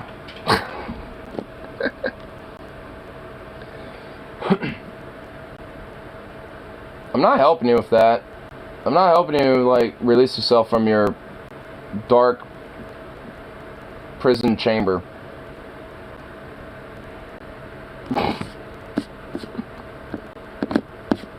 Silly little thing. As opposed to that, quote, good race. I know, right? Yeah, opposed to good racism. As if there was, really. I get, frankly, the closest you could probably ever get to that is just, like benign accidental racism, I suppose. But even then, it's like, there's kind of a root as to why that's an issue. So that doesn't, there's nowhere near, like, making that good. At least that it's good in the sense that it could be used as a learning lesson. That's why I say it's about as close as you can get. It can be used as a learning lesson and used as a way to humble somebody. I'm I mean, that's about as close as this guy gets. Oh my lord. I had to save myself a little bit. I felt like that would have been like a clip and shit moment. Someone like, you know, like get, you know, like get a little niche community, and then it's just like, you know, someone just delves in the archives like, wait a minute, what the fuck was this about? It's like, what was this, huh? Clipped and shit, bruh. What's this? You said there's like, you know, some good racism, huh?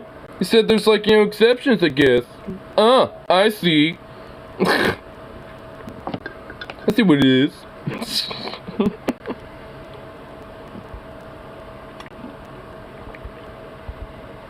Yeah, actually, I kind of remember, like, it actually kind of happened a little, not like that, obviously, but, like, there was, like, at one point where there's I think it was, like, one of those, like, Telegram Portland protest groups and shit I was part of. And I was mentioning about, like, yeah, you know, I've been, you know, doing these, streams just to document a lot of stuff and yada yada, and it's like, oh, okay. And one of them did straight up, like, did what I was kind of memeing about, and, like, found, like, a stream that I did, like, months ago, and was looking at chat. I honestly, unironically, it was probably Stone and Lonesome, if I remember correctly. I'm just gonna be blunt with that one. And they're like, what's this about? And then I forgot the response to them. They'd ask, because I was like, oh, that? Oh, and I was like, okay, yeah, that's, you know, a friend of mine, and frankly, he does, like, these edgy things and tries to get a little rile on me sometimes, and frankly, you know, especially with all things considered, you know, going on lately, I've been, you know, probably one to remember, but I just never responded to that, and it's just like, I mean, nothing came from it, but it was just like one of those moments where, yeah, someone did, you know, and it's like, what's this about? They never really, like, made a big public thing. They just kind of privately DM'd me about it, and I was like, I just forgot to respond to them. I kind of feel bad for it, because they probably assumed, like, oh, probably got someone who weaseled out and, you know, realized that, you know, they were op or some shit. And, like, I don't know, you know, it's like one of those things where they probably thought I was, like, you know, something that I'm actually not. Though, to be fair, it was, like, years ago, so I doubt that person, you know, or anyone from that, like, group probably fucking remembers it. Unless they're, like, that weirdly hyper, like, focused on it. It's like, let's keep tabs about this guy because he's a local or some shit. Like, because I really doubt it's, like, that far.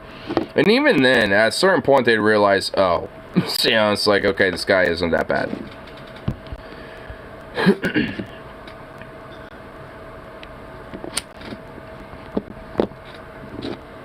Okay, I don't want you to fucking fall, so you're going over there.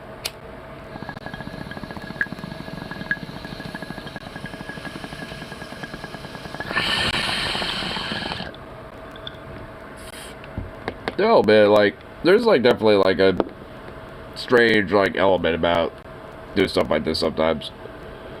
I don't really, like, think about too much, but every now and then I kind of think about it a little bit, where it's like, you know, yeah.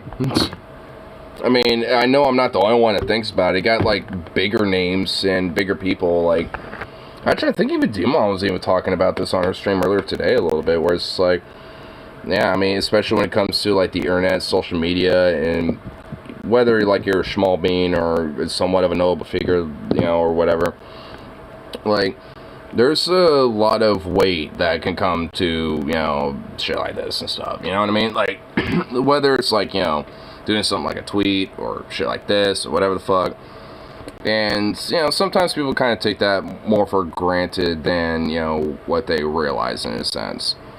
And I never really got, like, the full segment that she did with it, so if she uploads it on her channel, we'll probably check it out. It'll probably be up in, like, a couple days or something. But, yeah, but, like, at least near the end of it, it was kind of pertaining around this a little bit. Because, like, you know, there's, especially when it comes to, like, negativity or, you know, just, like, kind of, like, immediately going, like, to, like, oh, fuck this person because of, like, one thing you might disagree with or not like or something. It's like, you know, like, that has more weight than people honestly kind of realize and shit. And at the same time, same thing for, you know, what people might say where they might, in a sense, get misconstrued. It's kind of like a two-way street in a way. So, it's, at least, from what I did catch from Dean Mom's segment about it, and that's why, but I don't want to really try to go on stream and try to, find it, but I'll just, get the clip when it's uploaded. But, she's, it's kind of, at least, for what she says, like, a lot of reasons why she tries to, like, be at least more positive, or at least be more uplifting, and she also does kind of the whole thing where she, quote, raids with love, where she doesn't really, like, send her audience to, like, even if she does kind of, like, troll on some people and stuff, like that person, I forgot his name, like, Cooking with Dave or some shit, like, even though she kind of fucks some memes on that guy, she doesn't, like, tell her audience to go out of their way to fuck on the dude. Like, I mean, so, I mean, and if anything, she will find, different people to say, hey, go out of your way to, send support and shit. So, she, if any, and there's even been plenty of people where they say, it's like, yeah, I've actually, listened to your shit and kind of come back at the end of it feeling a little better about shit, so, it's, at least for her, she kind of takes, a lot more of a, kind of an introspection with it. But obviously she's just one fucking person. Like, I mean, not everyone necessarily thinks that way because of whatever various reasons, like whether it's because of cloud or, because, they want to make sure they maximize their views or whatever the fuck. I mean, the reasons could be anything. But, I mean, I suppose at the same time, it could be a silver lining too. Because, I mean, it's like in a certain way, there is like a kind of a positive element to that. Because, like, I mean, with this some level of, like, being able to kind of, like, have, like, the hot takes, so to speak, and also kind of, expose you more and thus get you, people to maybe check you out more. So, I mean, it's one of those, like, tricky fucking things about the internet. And it's like, kind of like, with thought, like, oh, it's gonna be like such a, like a big, connective thing, but it's like, it has a way, but it's just like basically been conglomerated into like basically like what, like at maximum like pretty much like 15 different like companies, and really frankly like 5 realistically, like, at minimal. It's just like, I mean, it's like it pretty much got condensed down into shit that we all have to just kind of like gruel with, and it's like, what the fuck. I mean, and it kind of fuels and reciprocates a lot of this issue too. I mean, also with a lot of other issues as well, like when it comes to like, I mean, a lot of various things that people, talk about, whether like, loneliness or dating apps or, just like the toxicity of social media, whatever the fuck. I mean, it's like all of this is reciprocated around those type of issues. I don't necessarily know what the true solution to it would be, but I do know, at least at minimal, at least as a start, there needs to at least be more of a recognition that, especially at minimal of social media platforms, it needs to be treated like a public, like, space, like, where the idea of, expression and speech and stuff, it's also extended there. Obviously, that doesn't mean, some right-wing Nazi fuck, is able to get away with, literally inciting violence, but at the very minimal, like, when it comes to just bare expression and speech and shit, I mean, if that Nazi funk wants to be like, yeah, I think you're a weirdo for being gay, and fuck you, like, yeah, they can say that. But if they want to be like, wood chippers, bitch, or whatever the fuck, then, well, those protections ain't gonna apply to you. I mean, there's still at least, some line in the sand. That doesn't mean that doesn't go away. But at the very minimal, there's at least, more of a genuine protection about, like, genuine, just mere expression or opinions and shit. Or just, like, people just being out there, just, like, expressing their thoughts and shit. I'm not just saying that for, like, anyone, like, necessarily on, like, right side of things, or, like, the left side of things or anything. Just, because there's plenty of people who are apolitical and shit that might just have, like, some random take or some opinion or some shit. And, don't necessarily know about, like, broader ramifications or political consequences or nuances about the take they might have and shit. I mean, there's just, like, a lot of various nuances that, can come into play with these things. It's not, I mean, because obviously the biggest, loudest fucking voices are going to be these, Nazi bigoted shit fucks, but most people aren't like that. So there needs to be just, like, really a rebalancing of, like, protecting just the average person's genuine expression of speech and shit, and actually cracking down on legitimate hate speech and bigotry and people inciting violence, sarcastically or otherwise. Because, I mean, at the end of the day, free speech doesn't necessarily mean freedom of consequence, or from consequence, I should say. Especially Nazis, yeah, exactly. I mean, because especially for the United States, isn't technically Nazis, like, an enemy of the state still? So, couldn't we legally, you know, like, use, like, the federal, like, government to legit crack down on them as enemies of the state? I mean, aren't they technically? I imagine so. Yeah, like, it wasn't pretty much, like, ever since World War II, they've been considered that. I imagine that didn't just, like, get revoked. You know, I imagine all these years that just, like, you know, maybe it might be, like, an old thing that it's like, yeah, we don't need to worry about this anymore. You know, it's like, I'm sure, like, they probably just left it on the book, but, you know, probably a good idea to dust it off, you know what I mean? Dust that little law off. Because there is literally a pretty strong rise of that coming around, and like, it's also why, especially when it comes to, like, free speech thing, you know, it's like, I at least try to be nuanced about it, because, frankly, it is a nuanced issue. It's just, like, it's not something you can just treat as an absolute. As much as, like, free speech absolutists want to try to cry about that, it's like, sorry, it ain't. There's a line in the sand you have to draw somewhere. I mean, you know, and obviously some people have different ideas about where that is. But there needs to at least be some fucking consensus of where that is and shit, and needs to be heavily enforced. I mean, because if not, then we're kind of in the situation that we're on now a little bit. There has to at least be something, as, you know, for a line. It can't just be like, you know, willy-nilly fucking, you know, just like let it all out, Haas. I mean, it's like, cause, I mean, if that's the case, I mean, then holy shit. I mean, like, yeah, how many times I could probably, you know, fucking go blaring off about, I mean, all sorts of shit directly.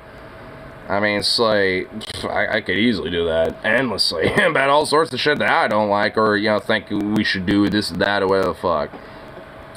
You know, the difference is, though, you know, like, I value my platform, you know, even though it is small as it is, and also, like, you know, it's something that isn't exactly super productive. I mean, that's just another thing about it.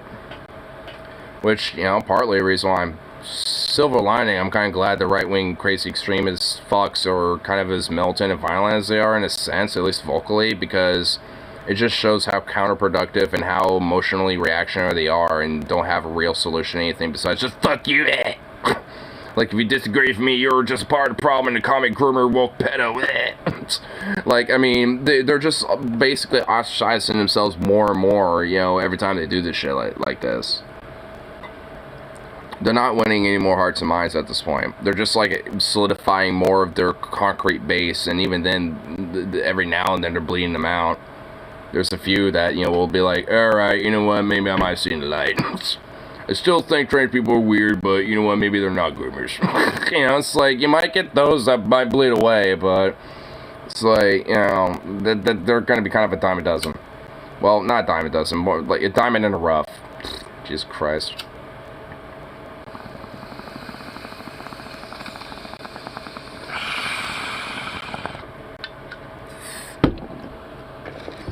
I mean, at least at this point.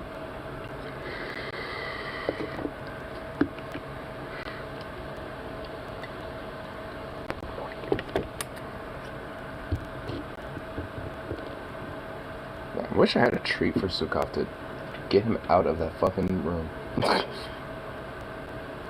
Little fruit.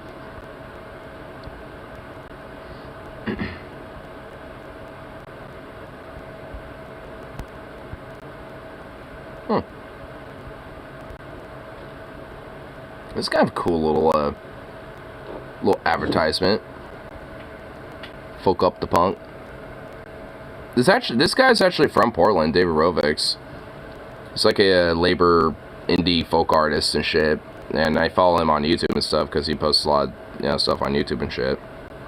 But this guy's basically been in Europe for like this entire year. doing various different shit like that, basically. That's been pretty cool. I think he was in Denmark like a couple weeks ago.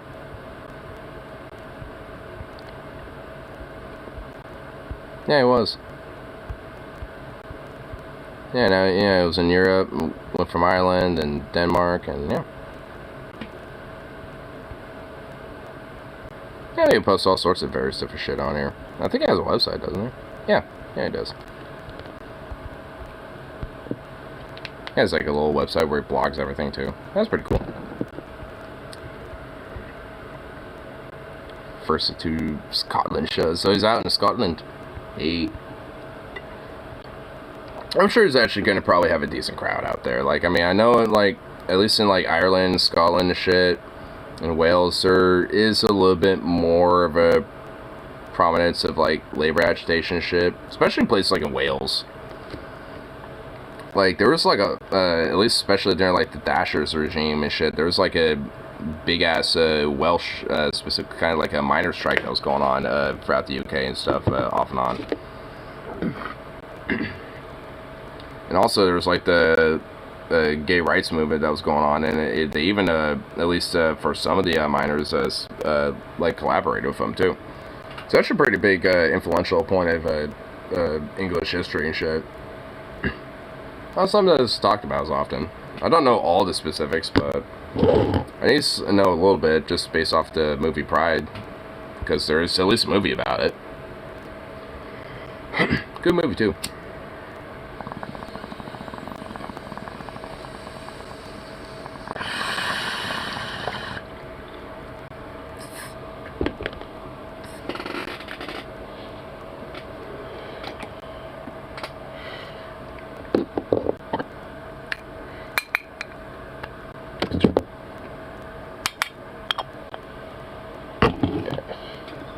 Get my last little bowl loaded up here.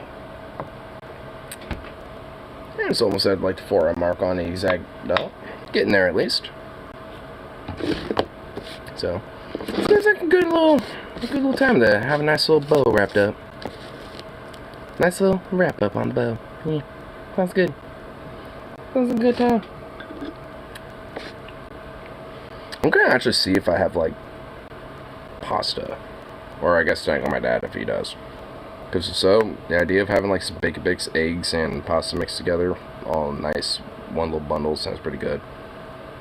But if not, then egg sandwiches will have suffice like I've just been doing lately.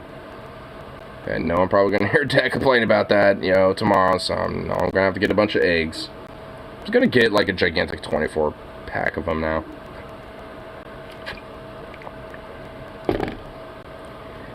Well, it's really good to do some eggs. Let's get some ramen, like some shredded chicken or something. Or like little bits of shredded beef or something like that. Like a side of beef where you kind of cut up into like little bits. And get like 1 or 2 sunny side up eggs. And then you dice up to like the whites where you only have kind of like the egg yellow, kind of like with a little bit of white around it. Get all the whites in there. Kind of stir all that shit up. Then put the little yellow yolks where it's still a little wet on the inside, but at least kind of solid on the outside. And then cut it open, and then you kind of stir that in there where you got a little bit of the yellow yolk, still kind of wet on the inside, but kind of solid on the outside. And you mix all that together. Oh my shit, right there, be fire. Especially if you have like a little bit of chicken and you got like the soy packets and you get a little bit of like garlic powder, onion powder, salt, pepper on that bit. Oh my god. I don't have any ramen, or else I'd just do that right now, but oh. I think I might just do that tomorrow. Sounds like a fucking feast.